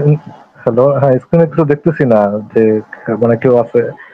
আচ্ছা, না আমি বলবো, কিন্তু আমাকে ইকবাল ভাই আমারে মানে বলার মাঝখান থেকে আবার কেউ আপনাকে বলার সাথে সাথে যদি আপনি না বলে এগুলো বলেন, আপনার আদৌ আছে কিনা এটাও দেখানো দরকার নাই। হ্যাঁ আনসান ভাই শুনতে পাচ্ছেন? জি জি, হ্যাঁ এখন শুনতে পাচ্ছি। কোনো হাদিসে যাওয়ার দরকার নাই ভাই, হাদিসে আদৌ আছে কিনা এটাও জানার দরকার নেই। একটা প্রেক্ষাপট বলেন, একটা প্রেক্ষাপট, আপনি তো প্রেক্ষাপটের কথা বলেন না, একটা প্রেক্ষাপট দেন আমাকে, যেখানে ধরেন আমি উল্টাই দিলাম, যেখানে হিন্দুরা বলতেছে মুসলিমদেরকে, বেটা তুই আমাদের রাম শাম এগুলোকে মানবি, না হলে পর কল্লা উড়াই দিব, যদি না মানিস ইসলাম ছাইরা দিবি, ছাইরা তুই আমাদের ভগবানকে মানবি, কালী টালি যেগুলো আছে এদেরকে পূজা করবি, বলবি মুখ দিয়া যে কালী একমাত্র পূজনীয় দেবী নাকি ওরার। কোন প্রেক্ষাপটে এটা গ্রহণযোগ্য হইতে পারে? একটা প্রেক্ষাপট দেন ভাই প্লিজ। কিন্তু ভাই ইকবাল ভাই আপনি তো এই কথাটা বললেই হবে না, আগের ইয়াটা তো আপনার বলতে হবে, আগের ওই আগে থেকে জানতে চাচ্ছি, একটা প্রেক্ষাপট জানতে চাচ্ছি, শুধু একটা প্রেক্ষাপট যেখানে এটা গ্রহণযোগ্য হবে। আনসান ভাই। জি, এটা হচ্ছে রাষ্ট্রীয় আইন এবং অনুপ্রবেশকারীদের ব্যাপারে এই জিনিসটা বলা হয়েছিল। ভাই ভাই ভাই একটা প্রেক্ষাপট নেন যেখানে এটা গ্রহণযোগ্য হবে। একটা ধর্ম, আপনাকে বলা হচ্ছে যে তুই ধর্ম ছেড়ে দিবি, তুই আমাদের ধর্মে আনবি। অনুপ্রবেশের সাথে ধর্মের কি সম্পর্ক ভাই? ধরেন আমেরিকাতে যদি আপনি ঢুকেন, আপনাকে যদি বলা হয় তুই ইসলাম ধর্মে, আজকে তুই মুসলিম, তোর এটা ছেড়ে দিতে হবে, নাহলে কল্লা ফালাই দিব, এটা তাহলে পরে আপনার কাছে গ্রহণযোগ্য? যেহেতু আপনি তাদের দেশে ঢুকতেছেন, এটা কি গ্রহণযোগ্য আপনার কাছে? এখন এটা তাদের দেশের রাষ্ট্রীয় আইন, সেটা আইন বলে যে সেটা গ্রহণযোগ্য, সেটা তো বলি নাই ভাই। গ্রহণযোগ্য বলতে বুঝাচ্ছেন এটা কি জাস্টিফাইড হয়, যে এই কাজটা কি নৈতিক কোনো কাজ হয় কিনা? যে আপনি কোন একটা রাষ্ট্রে যদি ঢুকতে চান, আপনার ধর্ম চেঞ্জ করে ঢুকতে হবে, আর যদি ধর্ম যদি চেঞ্জ না করেন আপনারা জবাই করে ফেলা হবে। এটা কি কোনো নৈতিক কোনো আইন হইতে পারে কিনা? এখন আমিও তো সেটাই বলতেছি যে সেটা তো ওই রাষ্ট্রের ব্যাপার, এটা তো আমার ব্যাপার না। কিন্তু তো ভাই আপনাকে ভাই রাষ্ট্রের, এটা তো আমেরিকায় ব্যাপার হইতে হবে নাকি? আমেরিকা যেটা করে। একটা সেকেন্ড ভাই, দেখেন ভাই, এমন বাটপারি করে না যে বাটপারি গুলো আমরা দেখতে দেখতে দেখতে দেখতে বুড়া হয়ে গেছি। আমি বলি না এটা রাষ্ট্রের ব্যাপার কি রাষ্ট্রের ব্যাপার না, এটা আপনার কাছে প্রশ্ন না। প্রশ্নটা হচ্ছে রাষ্ট্র যদি এমন কাজটা করে, এই কাজটা কি নৈতিক হবে কি নৈতিক হবে না? আবার একই জিনিস রিপিট করে না, এটা রাষ্ট্রের ব্যাপার, রাষ্ট্রের ব্যাপার না, এটা আমাদের প্রশ্ন না। এটা নৈতিক হবে কি নৈতিক হবে না? ধরুন ফর এক্সাম্পল যদি আমি বলি যে ভাই আপনার মাকে ধর্ষণ করাটা একটা ধর্ষণ করার আইন আছে, এখন আপনি তো বলতে পারেন, আপনার আমি জিজ্ঞেস করলাম এটা কি ভালো আইন কিনা, আপনি তো নিশ্চয়ই উত্তর দিবেন না ভাই এটা তো রাষ্ট্রের ব্যাপার, আইন যদি কইরা দেয় কি করবো, এটা তো নিশ্চয়ই বলবেন না। আপনি তো বলবেন অবশ্যই এটা একটা খারাপ জিনিস যখন আপনার পরিবারের গায়ে আসছে। তো আপনার কাছে সেম ভাবে প্রশ্নটা করা হয়েছে যে রাষ্ট্রের মধ্যে যদি কেউ ঢুকতে চায়, অনুপ্রবেশ করতে চায়, তাকে ধরে তার ধর্ম চেঞ্জ করার বিষয়টা যদি ইনফোর্স করা হয় এবং তাকে যদি জবাই করার কথা বলা হয়, এখানে এটা কি নৈতিক হবে নাকি অনৈতিক হবে? প্লিজ আমার কোশ্চেনটা একটু রিপিট করার না, বলেন। ফরাজ ভাই আপনি তো মানে অন্যদিকে যাচ্ছেন। এতক্ষণ যে আসিফ ভাইয়ের সাথে কথা বললাম, মোটামুটি না, আমরা খুব কোনো অন্যদিকে যাওয়া হচ্ছে না ভাই, একদম আমরা লাইনেই আছি ভাই, একদম লাইনেই আছি। আর এই যে কথা এখন প্রেক্ষাপট তো আপনি নিজেই দিলেন, প্রেক্ষাপট তো আমরা দেন নিজেই দিলেন আপনারা। প্রেক্ষাপট কথাটা প্রেক্ষাপট আসি যেমন আছে আপনি আচ্ছা ভাই নতুন করে প্রতিদিন দেখাতে হবে না এরকম জাত ব্যাপার ভাই।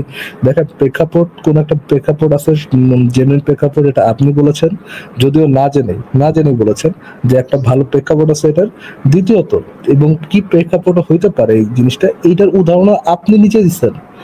অন্যদিকে ভাই আমরা কোনোভাবে যাইনি, আপনি যেদিকে আমাদেরকে নিয়ে গেছেন আমরা সেদিকে যেয়ে আপনাকে প্রশ্ন করছি। আপনারা ওইদিকে জান করে আপনারা শুনতেই চান না, তিনজন একসাথে কথা বলবেন। এখন ফারাজ ভাই আমার কাছে মনে হচ্ছে উনি এটার উত্তর দিবে না। আমি যেটা করতে চাই হাসান ভাই, আমি যেটা করতে চাই যে ওই হাদিসটার আগের হাদিস, তার আগের হাদিস, তার আগের হাদিস এবং ওই হাদিসের পরের হাদিস, তারপরের হাদিস, তারপরের হাদিস, এই সবগুলো এখন বের করতেছে একটা একটা করে। হাসান ভাই আপনি আমাদের 2607 নাম্বারটা বার করেন। আমি একদম মানে শুরু থেকে শুরু করব। আসিফ ভাই একটা সেকেন্ড, আমি তো লাইভটা পুরোটা শুনিনি, সো পাকনামি করাটা মানে সে ঠিক হবে না। বাট আমার কাছে একটাই প্রশ্ন আছে ভাই, কি বিষয়ে আপনারা কথা বলতেছেন? বিষয়টা কি যে আক্রমণাত্মক জিহাদ, ইসলামে আক্রমণাত্মক জিহাদ এবং জোরপূর্বক ধর্ম গ্রহণে বাধ্য করা, লা ইলাহা ইল্লাল্লাহ বলতে বাধ্য করা, এবং যদি তারা, আমার দাবি হচ্ছে ফারাজ ভাই, ইসলামে এই সুস্পষ্ট ভাবে এই আক্রমণাত্মক জিহাদের বিধান আছে। মুহাম্মদ নিজে এটা প্র্যাকটিস করছে, সে কাফেরদের উপরে ধর্মটা চাপায় দিচ্ছে এবং যা মুশরিকদেরকে একদম মেরে ফেলছে যদি না তারা ইসলাম কবুল করে, আর আহলে কিতাবদের থেকে অবমাননাকর জিজিয়া কর নিছে অথবা তাদেরকে মেরে ফেলছে। এইটা হচ্ছে আমার দাবি এবং আমি এটা প্রমাণ করার জন্য আমার কাছে কমপক্ষে 50,000 রেফারেন্স আমার কাছে এই মুহূর্তে মজুদ আছে, আমি দেখাতে পারবো। উনি বলেছেন যে এইটা না, এটা হচ্ছে গিয়ে একটা বিশেষ প্রেক্ষাপটে রাষ্ট্রের ভিতরে যদি কোনো দুষ্ট লোক অনুপ্রবেশ করে ফেলে তখন এইটা প্রযোজ্য হবে, এইটা অন্য ক্ষেত্রে এটা প্রযোজ্য হবে না। এই বিধানটা অন্যান্য কোনো ক্ষেত্রে প্রযোজ্য হবে না, শুধুমাত্র রাষ্ট্রের ভিতরে যদি কেউ অনুপ্রবেশ করে ফেলে তখন সেটা শুধুমাত্র এই আইনটা প্রযোজ্য হবে। এটা অলরেডি আপনার সাথে তিনি বলে, এটা অলরেডি আপনার সাথে তিনি বলেছেন আর কি। হ্যাঁ, এটা নাকি ওই আগের হাদিস বা দুই একটা আগের হাদিসে বা দুই একটা পরের হাদিসে বলা আছে, সেটা উনি জানেন, কিন্তু উনি মনে নাই ওনার যে কোন হাদিসটাতে এটা বলা আছে, কিন্তু উনি নিশ্চিত যে দুই তিনটা আগেই এটা বলা আছে। তো আমরা এখন একটু বের করি, দুই তিনটা আগের হাদিস আমরা বের করব, দুই তিনটা পরের হাদিসও বের করব। আচ্ছা আসিফ ভাই, তাহলে কি আপনারা দুইজনই ইসের মধ্যে এটাতে একমত যে ইসলামে আক্রমণাত্মক জিহাদ বিষয়টা আছে? দুইজনে এটাতে একমত, কোনো দ্বিমত নেই আসলে? না, উনি দাবি করছে এটা নাই আসলে। ওইটা রাষ্ট্রের ভিতরে কেউ অনুপ্রবেশ করলে, মানে ইসলামী রাষ্ট্রের ভিতরে কেউ ঢুকে গেলে তখন এটা মানে বাইরে যে আক্রমণ করা যাবে না, এটা হচ্ছে ওনার ক্লেম। মানে রাষ্ট্রের বাইরে যে আক্রমণাত্মক জিহাদ করা যাবে না, এটা হচ্ছে ক্লেম। এটা হচ্ছে শুধুমাত্র ভিতরে থাকলেই ইয়ে করা যাবে, ভিতরে কেউ অনুপ্রবেশকারী ঢুকলে এটা করা যাবে। আচ্ছা আনসার ভাই, আমরা যদি আমরা যদি হাদিস থেকে এরকমটা না পাই, আপনার প্রেক্ষাপটটা না পাই, দুই চারটা পাঁচটা বিষয়ের মধ্যে যদি না পাই, বরং আমরা যদি এরকম ক্লিয়ার রেফারেন্স পাই যে অন্যান্য রাষ্ট্রে বা অন্যান্য কাফেরদের অঞ্চলে যে আক্রমণাত্মক জিহাদ চালানো যাবে, তাহলে কি ভাই আমরা আপনার ধর্মটাকে একটা জঙ্গির বাচ্চা জঙ্গি ধর্ম বলতে পারি কিনা রেফারেন্স অনুযায়ী? আনসার ভাই। হ্যালো, আমার কথা শোনা যায়? শোনা যাচ্ছে। হ্যালো, না আপনি এক নম্বর বিষয় হচ্ছে এক হাদিস, আর এটা আমি তো বললামই যে পরের হাদিসটাও যদি আপনি পড়েন তাইলে। আর দুই নম্বর বিষয় হচ্ছে আমাদের এই টপিকে ছিল না ভাই, টপিকটা ছিল যে আপনারা ওই নবী সাল্লাল্লাহু আলাইহি সাল্লামের ধর্ষণ, মানে কি এক ধর্ষণের কথা বলছেন,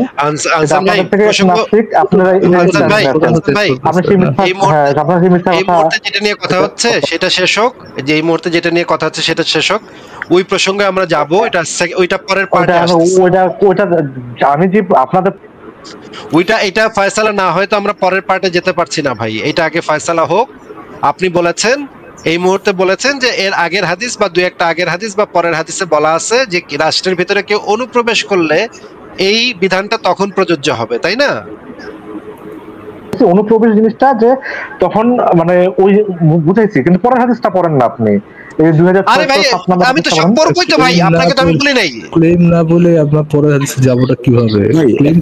আসিফ ভাই এখানে একটা কথা বলি, আপনি যে হাদিসটা দেখালেন আসিফ ভাই, একটা সেকেন্ড ইকবাল ভাই, এইটা কি ভাই মানে মুমিনদের মানে মুমিনদের জাতবাদ পারি, এটা কি তারা মনে করে যে এইটা এতটা অস্পষ্ট যে কেউ ধরতে পারে না তাদের জাতবাদ পারি, নাকি এরকম বুক ফুলায় বাট পারি, এটা অনেক ডেইলি বেসিস করে কিভাবে মানুষ?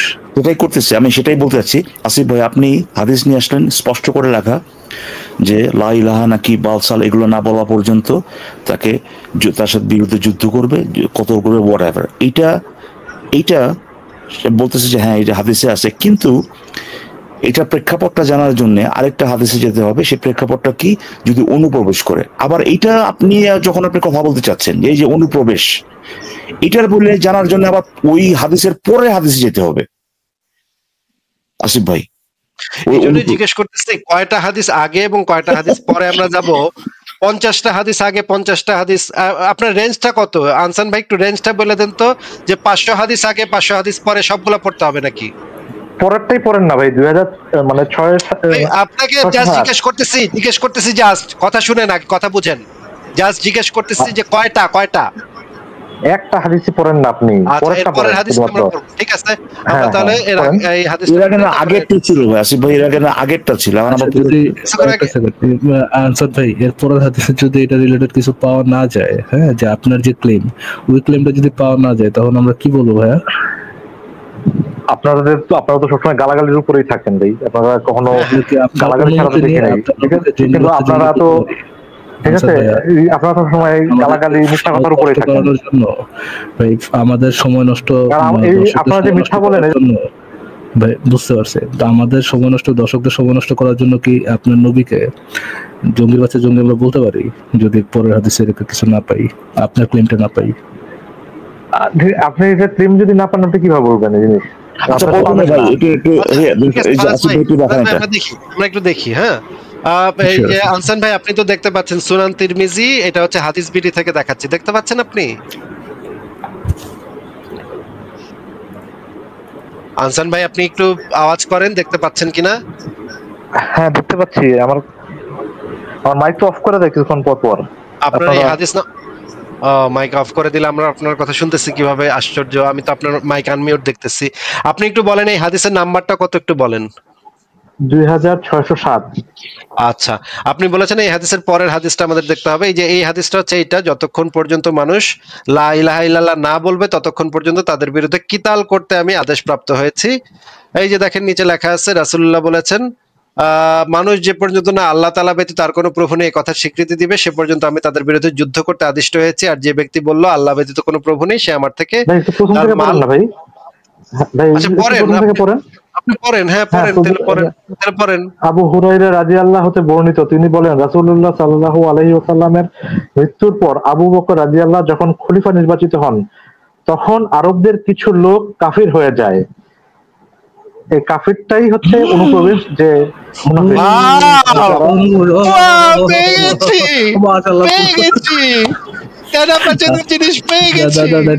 আমি একটু পড়ে আছি ভাই, একটা সেকেন্ড আমি একটু পড়ি কি লেখা এখানে। আমি তো মানে লেখাটা শেষ করে আমি বাংলা ডিকশনারিতে একটা ফোন দিব যে বাংলা ডিকশনারিতে চেঞ্জ করা যাওয়া হয়। আমি একটু পড়ে এখানে কি লেখা। রাসূলুল্লাহ সাল্লাল্লাহু আলাইহি সাল্লামের মৃত্যুর পর আবু বকর যখন খলিফা নির্বাচিত হন তখন আরবের কিছু লোক কাফির হয়ে যায়। মানে আরবের কিছু সংখ্যক লোক যে কাফের হয়ে যায়, তারা বাইরে থেকে প্রথমে আরব হয়, হ্যাঁ আরব হয়ে তারপরে ওইখান থেকে কাফের হয়। মানে বাইরে থেকে অনুপ্রবেশ করে এমন না, কাফের হয়ে অনুপ্রবেশ করে, কাফের হয়ে কাফের থেকে মুসলিম হয়, মুসলিম থেকে কাফের হয়। ওয়াও, আপনি এইভাবে ধরা খেয়ে যাবেন এটা আমি কল্পনা করতে পারি না। আমি চলে যাচ্ছি শেষ আপনার ক্যারিয়ার শেষ আছে, ক্যারিয়ার শেষ। আজকে তো এই মুমিন ভাইটি আজকে যে আমাকে কিভাবে আমাকে অনুপ্রবেশের যে নতুন শব্দ আমরা পেয়ে গেলাম। হ্যাঁ, আর অনুপ্রবেশ যদি নাও হয় এখানে কাফের হচ্ছে তো কাফের হচ্ছে কি হচ্ছে ভাই? আপনি কি ভাই মানে মুসলিম থেকে কাফের হয়েছেন নাকি বাংলাদেশে অনুপ্রবেশ করেছেন? আর যদি আসিফ ভাই যদি কাফের হয়ও, সে ইসলাম যদি মানে ইসলাম ছেড়ে দিয়েছে, তাতে মোহাম্মদের মানে পিছনটা এত চুলকায় কেন? মোহাম্মদের আসল এত ব্যথা করে কেন ভাই? কারণ নবীর পাছায় অনেক যন্ত্রণা। এত তার যে এটা এত সেন্সিটিভ কেন ভাই? কেউ কাফের কেউ যদি ইসলাম না মানে তার এত লাগে কেন ভাই? যার হৃদয় সেন্সিটিভ তার এত সেন্সিটিভ কি আর করার। হ্যাঁ আনসান ভাই ব্যাখ্যাটা দেন। ওই যে আপনি যে ব্যাখ্যাটা দিচ্ছিলেন, এই তো দেখছেন ভাই, ওরা কাফের হয়ে গেছে এই জন্য এইটা। হ্যাঁ বলেন যেটা বলবেন বলেন। আমি কি বলবো নাকি মাঝখানে আবার দুজন ঢুকে পড়বে? এখন তো বলবেন যে হাসির কথা বলেন, তাহলে আমরা একটু হাসতে পারি। ফুলন বলেন, আপনি পুরো মন খুলে ব্যাখ্যা করেন, কোনো সমস্যা নেই। মন খুলে না, মানে আপনি যে হাদিসটা প্রথমে দেখালেন এটার সাথে তো এটা সামঞ্জস্যপূর্ণ যে এই জিনিসটা তো তাদের জন্য লাঘব করা হয়েছে, যে দেওয়া হয়েছে যারা কাফির হয়ে গেছে পরবর্তীতে। না এটা তাদের জন্য, এখন এটা তো সামগ্রিক। আপনি বলতেছিলেন ওয়েট করেন, এটা তাদের জন্য না। এই ঘটনাটা যখন ঘটছিল আপনি হাদিসটা পড়লে বুঝবেন, আবু বকরের আমলে কিছু মুসলিম কাফের হয়ে যায়, মানে ইসলাম ধর্মটা ত্যাগ করে। তখন ওমর গিয়ে আবু বকরকে স্মরণ করায় দিল যে আবু বকর, নবী কিন্তু এটা বইলা গেছিল যে মানুষ যে রাসূলুল্লাহ বলেছেন মানুষ যে পর্যন্ত না এই কথাটা বলবে ততক্ষণ পর্যন্ত তাদের বিরুদ্ধে কিতাল করতে হবে। তখন আবু বকর বলল, হ্যাঁ ঠিকই তো কইছো সমর, রাসূলুল্লাহ তো ঠিকই এই কথা তো বলছিল, আমিও শুনছিলাম। এখন আমি অস্ত্র ধারণ করব, এখন আমি নাঙ্গা তলোয়ার নিয়ে ওদের বিরুদ্ধে ঝাঁপায় পড়বো, ওদের সবাই কল্লা কাটা করবো, ওদের কচু কাটা করবো সবাইরে। এরপরে আবু বকর যা করলো, এই ঘোষণাটা দিল।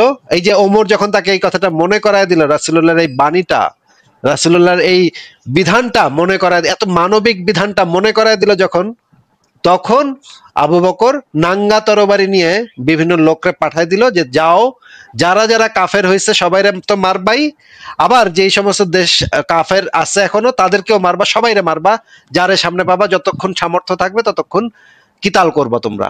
এইটা হুকুমটা আবু বকর একটু পরে দিল, কিন্তু এই ঘটনাটা যখন ঘটতেছে তখন ওমর ইবনুল খাত্তাব আবু বকরকে বললেন এই যে দেখেন এখানে এই জিনিসটা লেখা, আপনি কি ভাই বাংলা বোঝেন নাকি বাংলা বোঝেন না?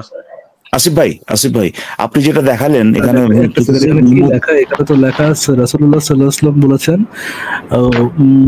মক্কা মদিনার মানুষ যে পর্যন্ত আল্লাহর ব্যতীত অন্য কোনো প্রভু নেই এই কথার স্বীকৃতি দিবে আমি তাদের বিরুদ্ধে যুদ্ধ করতে আদেশ হয়েছে। কি আছে ভাই আপনার কথা তো লেখা নেই, এখানে তো লেখা মক্কা মদিনার মানুষ। ও মক্কা মদিনার কোথায় লেখা আছে? মক্কা মদিনা কোথায় লেখা আছে ভাই? এটা you have to feel from your দিল আসিফ ভাই। এখানে তো মক্কা মদিনার বলা, মক্কা মদিনার বললে তো ভাই আমার নবী যোগী হচ্ছে যোগী মানে হিসাবে সাব্যস্ত হচ্ছে না। তা আপনি কেন মক্কা মদিনাটা দিল থেকে ফিল করে এখানে বসাই দিবেন না? কিন্তু আসিফ ভাই একটা প্রশ্ন করি আপনাকে। হ্যাঁ বলেন। ইসলামের মোটামুটি সব বিধানই তো কোনো না কোনো প্রেক্ষাপটে আসছে, এমন তো না যে মোহাম্মদের মানে ঘুমের থেকে উঠা পাশা চুলকাতে সে বলছে আজকে একটা হুদাই একটা আয়াত নামা দেবো, এরকম তো না। প্রত্যেকটা বিধানই তো ভাই কোনো না কোনো প্রেক্ষাপটে আসছে, কোনো না কিছু হয়েছে ওটার প্রেক্ষাপটে, তারপর মোহাম্মদ বলছে যে আল্লাহ আমাকে এই আয়াতটা দিছে, বা বেশিরভাগই এরভাবেই হয়েছে আর কি। সো সেটা যদি হয় তাহলে এই যে মুমিন ভাই তার দাবি কি এইটা যে ওই বিধানগুলো শুধুমাত্র ওই যে লোকগুলোর ব্যাপারে নাজিল হয়েছে শুধু তাদের ক্ষেত্রে প্রযোজ্য, শুধু আলী মত খাইতে পারবে, বাকি সবাই মত খাইতে পারবে? হ্যাঁ, যেমন ধরেন মদ খায় আলী একটা ভুল সূরা পড়া নামাজ পড়াইছিল, তখন আয়াত নাজিল হয়েছে যে তোমরা মদ্যপ অবস্থায় নেশাগ্রস্ত অবস্থায় নামাজের ধারে কাছে এসো না। এখন কি আমরা কি এটা তোমরা বলতে যে এখানে আলীকে বোঝানো হয়েছে বা উপস্থিত তোমরা, হ্যাঁ বলে তো নাই যে এ দুনিয়ার মানুষ তোমরা মদ খেয়ে এখানে আসলে, এটা তো বলে না। বলছে আসলে ভাই বলেন বলছে হে দুনিয়ার মানুষ তো বলে, তাইলে তো ভাই কেমনে আপনি বললেন এটা হারাম? এটা তো হারাম হওয়ার কথা। শুধু আলীর জন্য প্রযোজ্য ছিল নাকি? আলী কোনোদিন মদ খেয়ে নামাজ আসতে পারবে না? ওনাকে একটু জিজ্ঞেস করবেন ব্যাপারটা যে এটা কিছু তার জন্য প্রযোজ্য কি ছিল কিনা আলীর জন্য। হ্যাঁ আনসান ভাই, মনে করেন নামাজ রোজা হজ জাকাত এগুলো কোনোটা কি শুধুমাত্র তৎকালীন মানুষের জন্য প্রযোজ্য ছিল নাকি এটা সমস্ত মুসলমানের জন্য প্রযোজ্য? কোরআনে যা আছে সব এটা হচ্ছে পুরো সমস্ত মুসলমানের জন্য, আর হাদিসে যা আছে কোরআন থেকে আমি দেখাবো। ইনফ্যাক্ট একটু পরে আপনাকে আমি, এখন তো আরো ধরা খাইলেন, এখন আমি কোরআনে যাব, কোরআনে গেলে আরো মাসাকার অবস্থা হবে আপনার, আপনি তখন কানতে বাকি রাখবেন। মাসাকার অবস্থা হবে না, কারণ হচ্ছে কোরআনে কানতে বাকি রাখবেন। এটা এক জায়গার কথা আপনি আরেক জায়গাটা শুনবেন না, তাহলে কি হবে? কোরআনে আরেক জায়গাতে স্পষ্টভাবে করা হয়েছে যে মদ খাওয়া হারাম, কোরআনে গেলে আপনি আরো কান্নাকাটি পুরোপুরি হারাম করা হয়েছে, ওটা ছিল শুরুটা। আপনাকে এখন এই জায়গা থেকে যাই নাই তো আমরা, আমি বলছি কোরআনে গেলে আপনি আরো মারাত্মক কান্নাকাটি করবেন। তখন আপনাকে বলেছি কান্নাকাটি কেন করব? একটা জিনিস শিখলে কি কান্নাকাটি করে নাকি? ইসলামের হুকুম সেটা কি শুধুমাত্র তৎকালীন মানুষের ক্ষেত্রে প্রযোজ্য ছিল নাকি কিয়ামত পর্যন্ত প্রযোজ্য? এটা এখন কোন হুকুম, এটা হুকুমের উপর ডিপেন্ড করতেছে। মনে করেন নবীর হুকুম বা আল্লাহর হুকুম, এই দুটোর মধ্যে কি কোনো পার্থক্য আছে? আপনি কি মনে করেন নবীর হুকুম এবং আল্লাহর হুকুমের মধ্যে পার্থক্য আছে? না, নাই। তাহলে এটা তো নবীর হুকুম, নবীর হুকুমের সাথে তো আল্লাহর হুকুমের কোনো পার্থক্য নাই। কারণ ইসলামের আকীদা হচ্ছে নবী নিজে থেকে কিছু বলে না, আল্লাহ তাকে দিয়ে যা বলায় সেইটাই শুধুমাত্র সে বলে। এইখানে দেখা যাচ্ছে রাসূল মানে আল্লাহ যেটা বলতেছে সেটা আল্লাহই বলতেছে।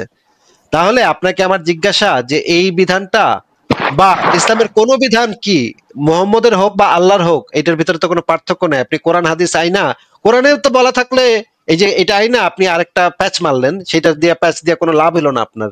কারণ কোরআনে বলা থাকলে কই যাবে আসিফ ভাই, কই যাবে? আর কোরআনে বলাও যায়, হাদিসে রাসূলুল্লাহ বললেও যায়, কোরআনে আল্লাহ বললেও তা একই কথা।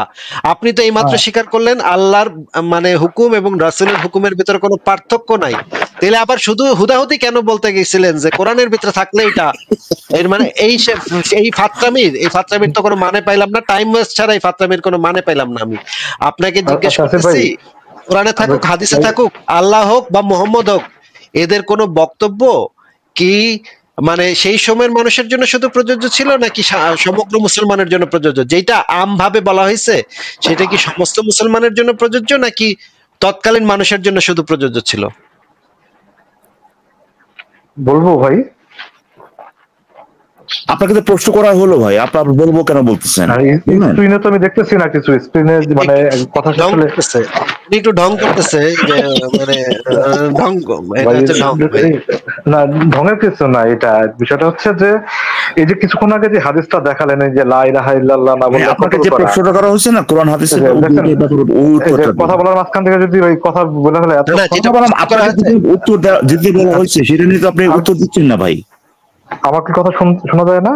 হ্যালো, অবশ্যই শোনা যে যায়। প্রশ্নটা করা হয়েছে হ্যাঁ। সেটার উত্তর দেন, অন্য কিছু বলেন না। তাই তো বলতেছি যে যেটা আপনি দেখালেন এই লা ইলাহা ইল্লাল্লাহ না বললে কতল করা, এখন এই বিধানটা তো ওই তৎকালীনের জন্যই, ওই সময়কার। এখন এটা তো এই সময় যদি এটা যদি এখন হতো তাহলে তো আমি চালু থাকতো। এটা যে নবী বাতিল করে দিচ্ছে সেটা রেফারেন্সটা একটু দেখান আমাদেরকে। নবী যে বলে গেছে যে আজকে এই বিধানটা আমি তোমাদের দিছিলাম, কিন্তু এরপর থেকে আর তোমরা এই বিধানটা ফলো করো না, এইটা কোথায় বলা আছে সেটা একটু দেখান। যদি ওইটা থাকতো তাহলে তো এখনো চালু থাকতো না জিনিসটা। চালু থাকতো। যদি কি বলছে ইকবাল ভাই, কি বলছে বুঝি নাই।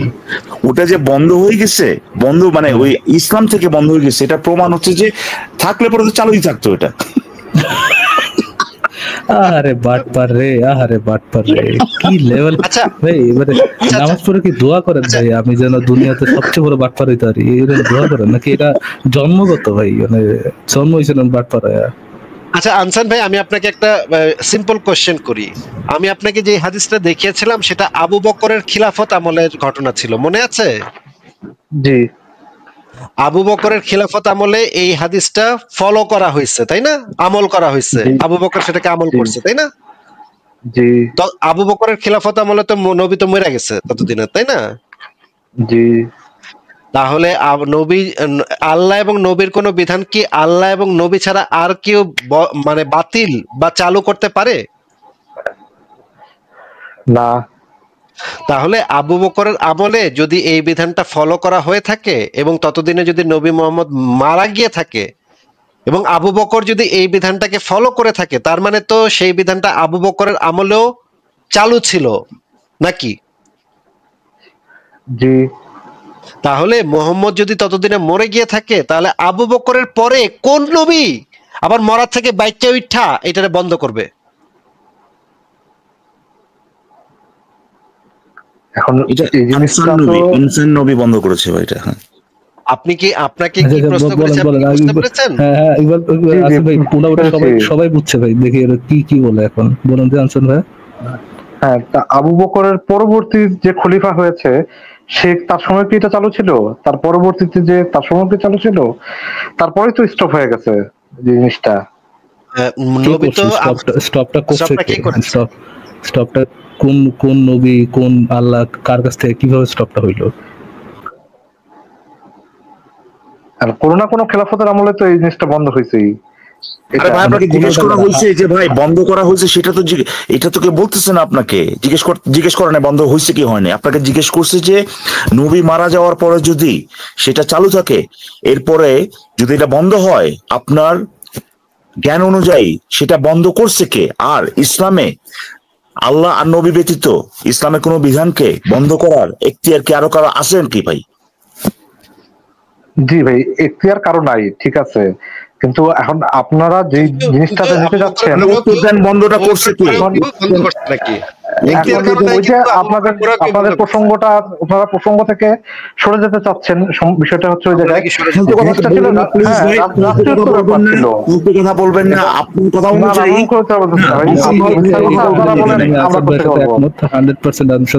এটা রাষ্ট্রীয়ত্ব ব্যাপার ছিল, তারপর তখন এটাই ক্লিয়ার। এই কারণে রাষ্ট্রীয়ত্ব ব্যাপার যদি বাকি সবাই ভুল কথা বলতেছে এমন না যে আনসান ভাই মাইন্ড কার্ড চিপায় পড়ছে, এইটাই পসিবল। আপনারা তো এখন টপিক চেঞ্জ করতেছেন। আনসান ভাই চিপায় পড়ছে, চিপায় অ্যাকচুয়ালি বলে নেই, এটা অসম্ভব, সে কোনোভাবে আটকায় নাই। নো যে এটা তাহলে এটা হারাম করলো কে, এটা বন্ধ করলো কে, এই বিধানটাকে বন্ধ করলো কে? উনি বহু আগে বলছে যদিও যে এই বিধানটাকে হালাল করতে পারে শুধুমাত্র আল্লাহ তার নবী। যদি নবী তো মেয়েরা বুঝে গেছে, সে তো কবরে। আরে ভাই এটা যে এটার জন্য এটা তো সেই আপনি তার কর্নার করলেন ইকবাল ভাই, কোশ্চেনটা করে যে তার কর্নার করলেন ভাই, মানে আসলো কিভাবে? এটা যে তাদের জন্য প্রযোজ্য, এটা আসলো কার কাছ থেকে? এটা আসছে কার কাছ থেকে? সেটাই মরার পর আবার যে মানে এদের জন্য এটা প্রযোজ্য হবে, এই মানে এই অনুপ্রবেশকারীদের প্রযোজ্য হবে, এটা নবী কি ভবিষ্যৎবাণী করে গেছিল না কি করে গেছিল, ওটাও তো রেফারেন্স দিতে হবে। আহসান ভাই তো এই জিনিসটা নিয়ে আসছেন যে এইটা শুধুমাত্র যে ওই লোকগুলোর জন্য যারা অনুপ্রবেশ করছিল তাদের জন্য প্রযোজ্য, তাদের জন্য, এটা তো তার কথা, সেই এই প্রসঙ্গটা নিয়ে আসছে। আমরা আবার প্রসঙ্গ এড়ানোর চেষ্টা করতেছি কোথায়। তাকে জিজ্ঞেস করা হচ্ছে যে এটা তো ওই হাদিস অনুযায়ী মোহাম্মদ মরে যাওয়ার পরে ভাই এই জিনিসটা যে অ্যাপ্লিকেবল সেটা বলা হয়েছে সেই হাদিসে। সেটা যদি হয় তাহলে মোহাম্মদ মরে যাওয়ার পরে কে সেটা বন্ধ করছে, রাষ্ট্র না ফাস্ট্র?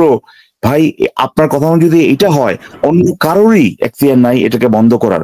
তো রাষ্ট্র যদি করে, কোন খলিফা যদি করে, তার মানে কি এটা ইসলাম থেকে বাদ হয়ে গেছে ভাই? আহসান ভাই তাহলে তো কুফরি করছে। কেউ যদি এটা বাতিল করে থাকে তাহলে তো সে সম্পূর্ণ কুফরি করছে। হ্যালো হ্যালো আহসান ভাই, আপনাকে কি জিজ্ঞেস করা হচ্ছে আপনি কি বুঝতে পারছেন? হ্যালো, এই যে ভাই আমার মাইকের সাউন্ড যদি আপনারা অফ করে দেন তাহলে কিভাবে কথা বলবো বলেন? মানে আবার বলতেছেন মাইক অফ করান না, মাইকের সাউন্ড এটা কি করতেছে? আমি কিছু করতেছি না ভাই, যেটা সেটা এই যে আমি এখন কথা বলতেছি আমার এটা দেখাচ্ছে, কিন্তু আমি অনেকক্ষণ ধরে চেষ্টা করতেছি। না কোনো নাটক না ভাই, এগুলো আপনারা করেন, ঠিক আছে? আপনাদের মিথ্যাচার আপনারাই প্রমাণ করে দেন। আজকে শুক্রবারের পরিমাণ নাটক এটা না, শুক্রবার নাটক কি? আপনারা যে মিথ্যুক, ঠিক আছে, যে এটার হাদিস আপনারা দেখাতে পারেন না কখনোই, হাদিসের বই খুলে। আর একটা রাষ্ট্রীয় ব্যাপারকে আপনারা এখন ধর্মতাত্ত্বিক কখনোই না ভাই। আপনার এটা এই জিনিসটা যদি রাষ্ট্রীয়, আপনি স্বাভাবিকভাবে চিন্তা করে দেখেন, আপনার তো স্বাভাবিক চিন্তা না, আপনার মানসিকভাবে অসুস্থ। যার কারণ হচ্ছে যদি স্বাভাবিকভাবে চিন্তা করেন, যদি এটা রাষ্ট্রীয় ব্যাপার না হতো তাহলে এই জিনিসটা সমগ্র পৃথিবীর জন্য চালু থাকতো। যেহেতু এটা রাষ্ট্রীয়ত্ব ব্যাপার, এই কারণে আবু বকরের পরে ওমরের থেকে অফ হয়ে গেছে জিনিসটা, এরপরে আর এরকম কখনো পাওয়া যায় না যদি এটা রাষ্ট্রীয়ত্ব ব্যাপার না হতো। কিন্তু আপনার এটা যদি সমগ্র পৃথিবী হতো তাহলে এটা সমগ্র পৃথিবীতে এই জিনিসটা চালাইতেছে। আচ্ছা ভাই ভাই এরকম তো ঘোড়া চালানো কথা বলে তো সমস্যা না। ঘোড়া চালানো কি? আপনারা তো ভাই কথা বলার একটু শুনে নেন, একটু শুনে নেন ভাই, একটু শুনে নেন ভাই। আপনার সাথে তো কথা বলতেছেন ভাই, শুনেন আপনার কথা শুনতে ইচ্ছুক না আমি। আমারও বলা দরকার নেই ভাই, আল্লাহর রাস্তায় আমার এটা এখন তো জিনিসটা হচ্ছে আপনি যে এই ক্লেমটা তো ধরেন আপনি কোথাও না কোথাও থেকে পড়ছেন যে এটা একটা রাষ্ট্রীয় ব্যাপার ছিল। আপনার যে মিথ্যা কথা বলেন খুব ভালো, আপনার মিথ্যা কথা কি কেন ভাই? কি একটা অবস্থা, একটা জিনিসের দাবি থেকে মিথ্যা কথা চলে যান ভাই। শুনেন, আচ্ছা আমি আপনাকে ব্যাকে রেখে কথাটা বলতে পারি, সমস্যা নেই। আপনি যদি ইয়ে করেন আমাকে ব্যাকে রেখে কথা বলতে পারি, ব্যাকে দিতে পারেন ভাই। ব্যাকে দিলে চলে যাবো আপনার কথা শোনার মতো। আপনার সাথে কথাই বলতে চাইছিলাম না আমি এখানে। আমরা একটু শুনে যান, প্রায় অনেকক্ষণ আসিফ ভাইয়ের সাথে কথা বলছি, খুব রিল্যাক্স, খুব ইসে না। এখানে আপনার শুনেন ভাই, আল্লাহর রাস্তায় একটু শুনেন ভাই, যে আপনি যে ইন্টারপ্রিটেশন, আমি জানতে আগ্রহী রাইট নাও, আপনার থেকে জানতে আগ্রহী যে আপনি যে ইয়েটা করতেছেন, ক্লেমটা করতেছেন যে এইটা রাষ্ট্রীয় ব্যাপার, এটা ওই আমলে শেষ হয়ে গেছে, এরপরে আর বিধান চালু নাই, এটা বন্ধ হয়ে গেছে। এই জিনিসটা, যে ইন্টারপ্রিটেশনের কথাটা আপনি বলতেছেন, এই ইন্টারপ্রিটেশনটা আপনি কোথা থেকে পড়েছেন? আপনাদের কোন একজন আলেমের বই থেকে, কোন একজন আলেমের ইসলামকে কোন একটা ইয়া থেকে, ইসলামকে কোন একটা আর্টিকেল থেকে, কোথা থেকে, মানে কোন একটা, মানে এটা শুধুমাত্র আপনার ইন্টারপ্রিটেশন না, আপনাদের আলেমরাও এই ইন্টারপ্রিটেশনের সাথে একমত, এরকম আপনি কি কোন একটা রেফারেন্স দেখাইতে পারবেন আনসার ভাইয়া? বলেন ভাইয়া প্লিজ, এরকম কি কোনো রেফারেন্স দেখাইতে পারবেন আনসার ভাইয়া? আপনি কি আমার কথাটা বুঝতে পেরেছেন? ওনার কিন্তু ভাই সবই ঠিক আছে, কথা বলতেছে না। হ্যালো, হ্যাঁ এখন শোনা যাচ্ছে? জি, আপনি কি আমার প্রশ্নটা বুঝতে পেরেছেন আনসার ভাইয়া? জি জি, আমি প্রশ্ন বুঝতে পেরেছি। এই জিনিস, এটা বোঝা না বোঝার কিছু না, কিন্তু আপনারা হচ্ছে বুঝতে চান না, দেখে শুনে অন্ধ থাকে না, ওইরকম ধরনের কথা। প্রমাণ করে দেন ভাই, আপনার ইন্টারপ্রিটেশনটা যে সঠিক, এটা একটু প্রমাণ করে দেন, এটা রেফারেন্সটা একটু দেন, আমরা একটু ইয়ে করে নিই। আমরা একটু জানি এই রেফারেন্সটা আমি এখন ভাই, আমি তো বিতর্কের জন্য আসি নাই, আমি এখানে আসছিলাম নামাজ পড়তে পারেন স্যার ভাই। কোন বইতে পড়েছেন বইটার নামটা বলেন, কোন বইতে পড়েছেন বইটার নামটা বলেন, আমি বের করে দেখাচ্ছি। বইটা আমার কাছে আছে, আপনি যে বইয়ের নামই বলবেন সেই বই আমার কাছে আছে। আমি আপনাকে সেই বই থেকে বের করে দেখাবো। কোন বইতে পড়েছেন সেই বইটার শুধু নাম বলেন। হ্যালো, আচ্ছা ভাই, আমি তো বিতর্কের জন্য আসিনি, বিতর্কের জন্য আপনাদের মতো রেডি হয়ে আপনি একটা ক্লেম করেছেন, ক্লেমটা কোন বইতে পড়েছেন, বইটার নামটা শুধু বলেন। আমি বইটা কোনো কিছু, আমি যদি বিতর্কের জন্য আসতাম তখন আমি আপনাদের মতো নিয়ে তাহলে আসতাম। এই তথ্যটা কোন বইতে পড়েছেন সেই বইটার নামটা বলেন। কথা বলার মাঝখানে যদি আপনি শুধুমাত্র বইয়ের নামটা বলেন, আমি আপনাকে করে দিচ্ছি। আপনাকে তো পৃষ্ঠা নাম্বারও চাচ্ছি না, বইয়ের নামটা শুধু চাচ্ছি, বইয়ের নামটা। হ্যাঁ ভাই, বিষয়টা হচ্ছে যে আমি যে আসছিলাম সেটা হচ্ছে একজন নাস্তিক দাবি করছে। হাসান ভাই, বইটা খুলে সমস্যা নাই, কিন্তু এখন আমরা আসিফ ভাই যে মিথ্যা কথা বলছে একটা, যে সবই মিথ্যার ভিতরে চলে। যে ওনাদের কথা হচ্ছে, মানে হাসান ভাইয়ের কথা হচ্ছে যে একজন নাস্তিক লাইভে একটা ক্লেম করছে, আমার দৃষ্টিকোণ থেকে ক্লেমটা হচ্ছে মিথ্যা ক্লেম। নাও এই ক্লেমটা যে মিথ্যা, এটা আমি প্রমাণ করবো কিভাবে? এই ক্লেমটার সব বিপক্ষে আমি কোনো দলিল দিব না, আমি বলবো এই ক্লেমটার একটা কি আছে, একটা আলাদা প্রেক্ষাপট আছে, এবং যে এটা যে আলাদা প্রেক্ষাপট ওটার সপক্ষে আমি কোনো রেফারেন্স দিব না, আমি কোনো ধরনের কোনো প্রমাণ দিব না। না দিই আমি বলবো যে আমি ভাই যেহেতু বিতর্ক করতে আসি নাই, সেহেতু হচ্ছে আমি কোনো প্রমাণ নিয়ে আসি নাই, আমি শুধুমাত্র এটা দেখাইতে আসছি যে আপনি মিথ্যা কথা বলছেন কিভাবে, যে আমি যে ক্লেমটা করতেছি সেই ক্লেমটার সাথে আপনার ক্লেমটা মিলতেছে না, এই জন্য আপনি মিথ্যা কথা বলছেন। যদিও আমার ক্লেমের সপক্ষে কি দেওয়া দরকার নেই, কোনো ধরনের কোনো এভিডেন্স দেওয়ার দরকার নেই, এবার যেহেতু আমি বিতর্ক করতে আসিনি, এটা আপনি প্রমাণ করে দিয়েছেন। আনসান ভাই খুব ভালো প্রমাণ করেছেন। I think, I truly hope আপনাদের মতো প্রমাণবাজ, আপনাদের মতো জাত বাটপার ডেলি লাইভে আসুক, এবং ইসলাম যে সত্য এটা আমাদের মানে মানুষের কাছে ডেলি প্রমাণ করে আমাদেরকে মৃত্যু প্রমাণ করে দেওয়া যাক। আসিফ ভাইকে অ্যাটলিস্ট মৃত্যু প্রমাণ করে দেওয়া যাক। আমি ডেলি চাই আসিফ ভাই এরকম দর্শক আচুক, আপনার দাঁত ভাঙা জবাব দেওয়া যাক।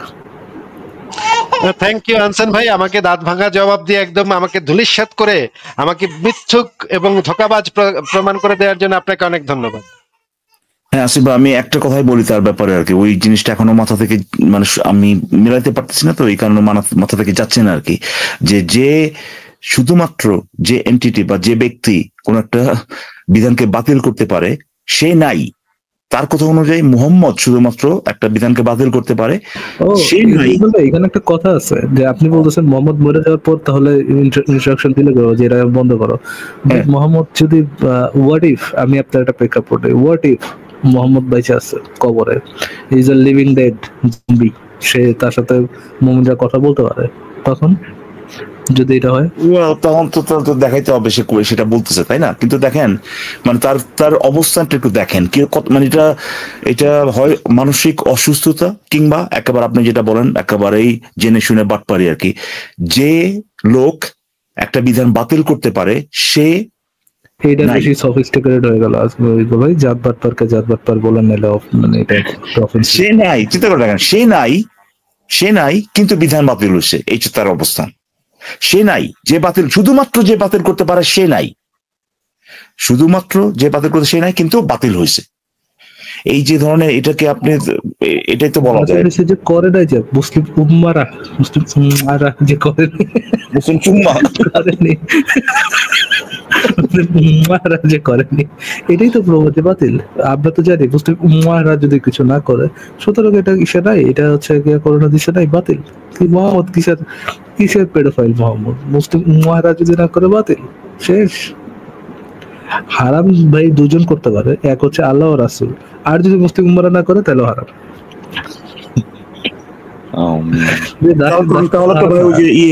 মোহাম্মদ এগুলো তো ঠিক আছে, তাই না? এগুলো তো ঠিক আছে, তাহলে দাসপ্রথা হারাম না? আপনি কি বলেন দাসপ্রথা তো হারাম, যেহেতু মুসলিম উম্মারা করছে না? না এটা এই একই যুক্তিতে যে উম্মারা যেগুলো করতেছে এগুলো তো তাহলে হালাল, তাই না? মোহাম্মদ যে হালাল করছে হারাম করে নাই, তাই বলে কবে দিবার সবগুলো নিব নাকি? আজীব কথা। আপনি একেবারে লজিক্যালি কনসিস্টেন্ট থাকতে বলেন। হ্যাঁ আচ্ছা ভাই, মদ খাওয়া কি ইসলামে হালাল হয়েছে? আমি দুঃখিত সেই কারণে। আমি শুনেছি ওসমানের আমলে নাকি মদ খাওয়া হালাল হয়েছে।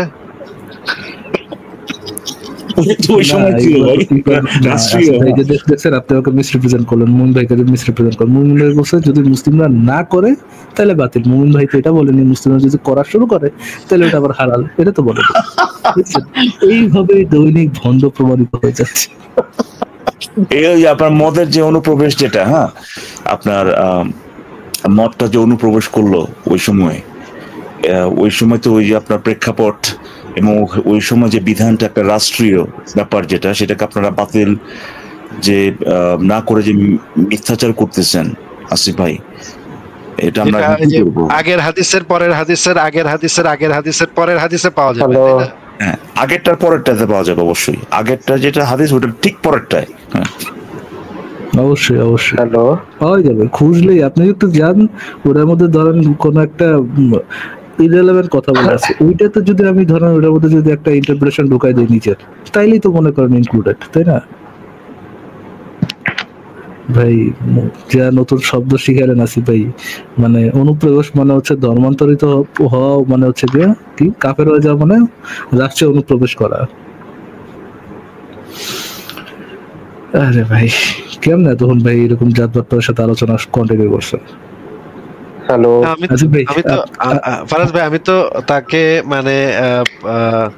মানে কিছুটা অনেস্ট মনে করেই এতক্ষণ ধরে আলোচনা করতেছিলাম ভাই, কিন্তু পদে পদে এত বান্দর নাচ নাচছে ভাই, এত বান্দর নাচ নাচছে ভাই, আমি কি বলবো ভাই? বলেন ভাই, এই লোকটারই তো প্রথম প্রশ্ন ছিল নাস্তিক হওয়ার শর্ত কি? উনি ছিলেন নাকি আরেকজন ছিলেন? হ্যাঁ উনি ছিলেন। আপনার তো ভাই তখনই তো বোঝার কথা এই লোক কোন ক্লাসের আর কি। হ্যাঁ, কালেমা পড়া, লা ইলাহা ইল্লাল্লাহ মুহাম্মাদুর রাসূলুল্লাহ, এরকম একটা কালেমা পড়া। হ্যাঁ আচ্ছা ভাই, এরকম সাউন্ড অফ করে দেন কেন আপনারা? ভাই আপনি যে জাতবাদ এটা কোন দেশের আপনার বাটপারি? তো আপনারা প্রমাণ যে আপনারা যে বাটপার, সেটা যেহেতু এটা মোহাম্মদ করতেছে, হচ্ছে আমাদের লাইফটা আর কি, এটা মোহাম্মদ করতেছে ভাই। মোহাম্মদ মরার পরে বাতিল হালাল আবার হারাম করতেছে আপনার কথা বলা মোহাম্মদ। এটা ভাই আমরা তাহলে মুভ অন করি। হ্যাঁ আমি বেরিয়ে যাচ্ছি ভাই। ফার্স্ট ভাই, আমি শুধু আর এই কিছুক্ষণের জন্যই থাকলেন? কিছুক্ষণ জন্য, আমি পরে আবার শিশু থেকে চেষ্টা করবো। ঠিক আছে, ওকে।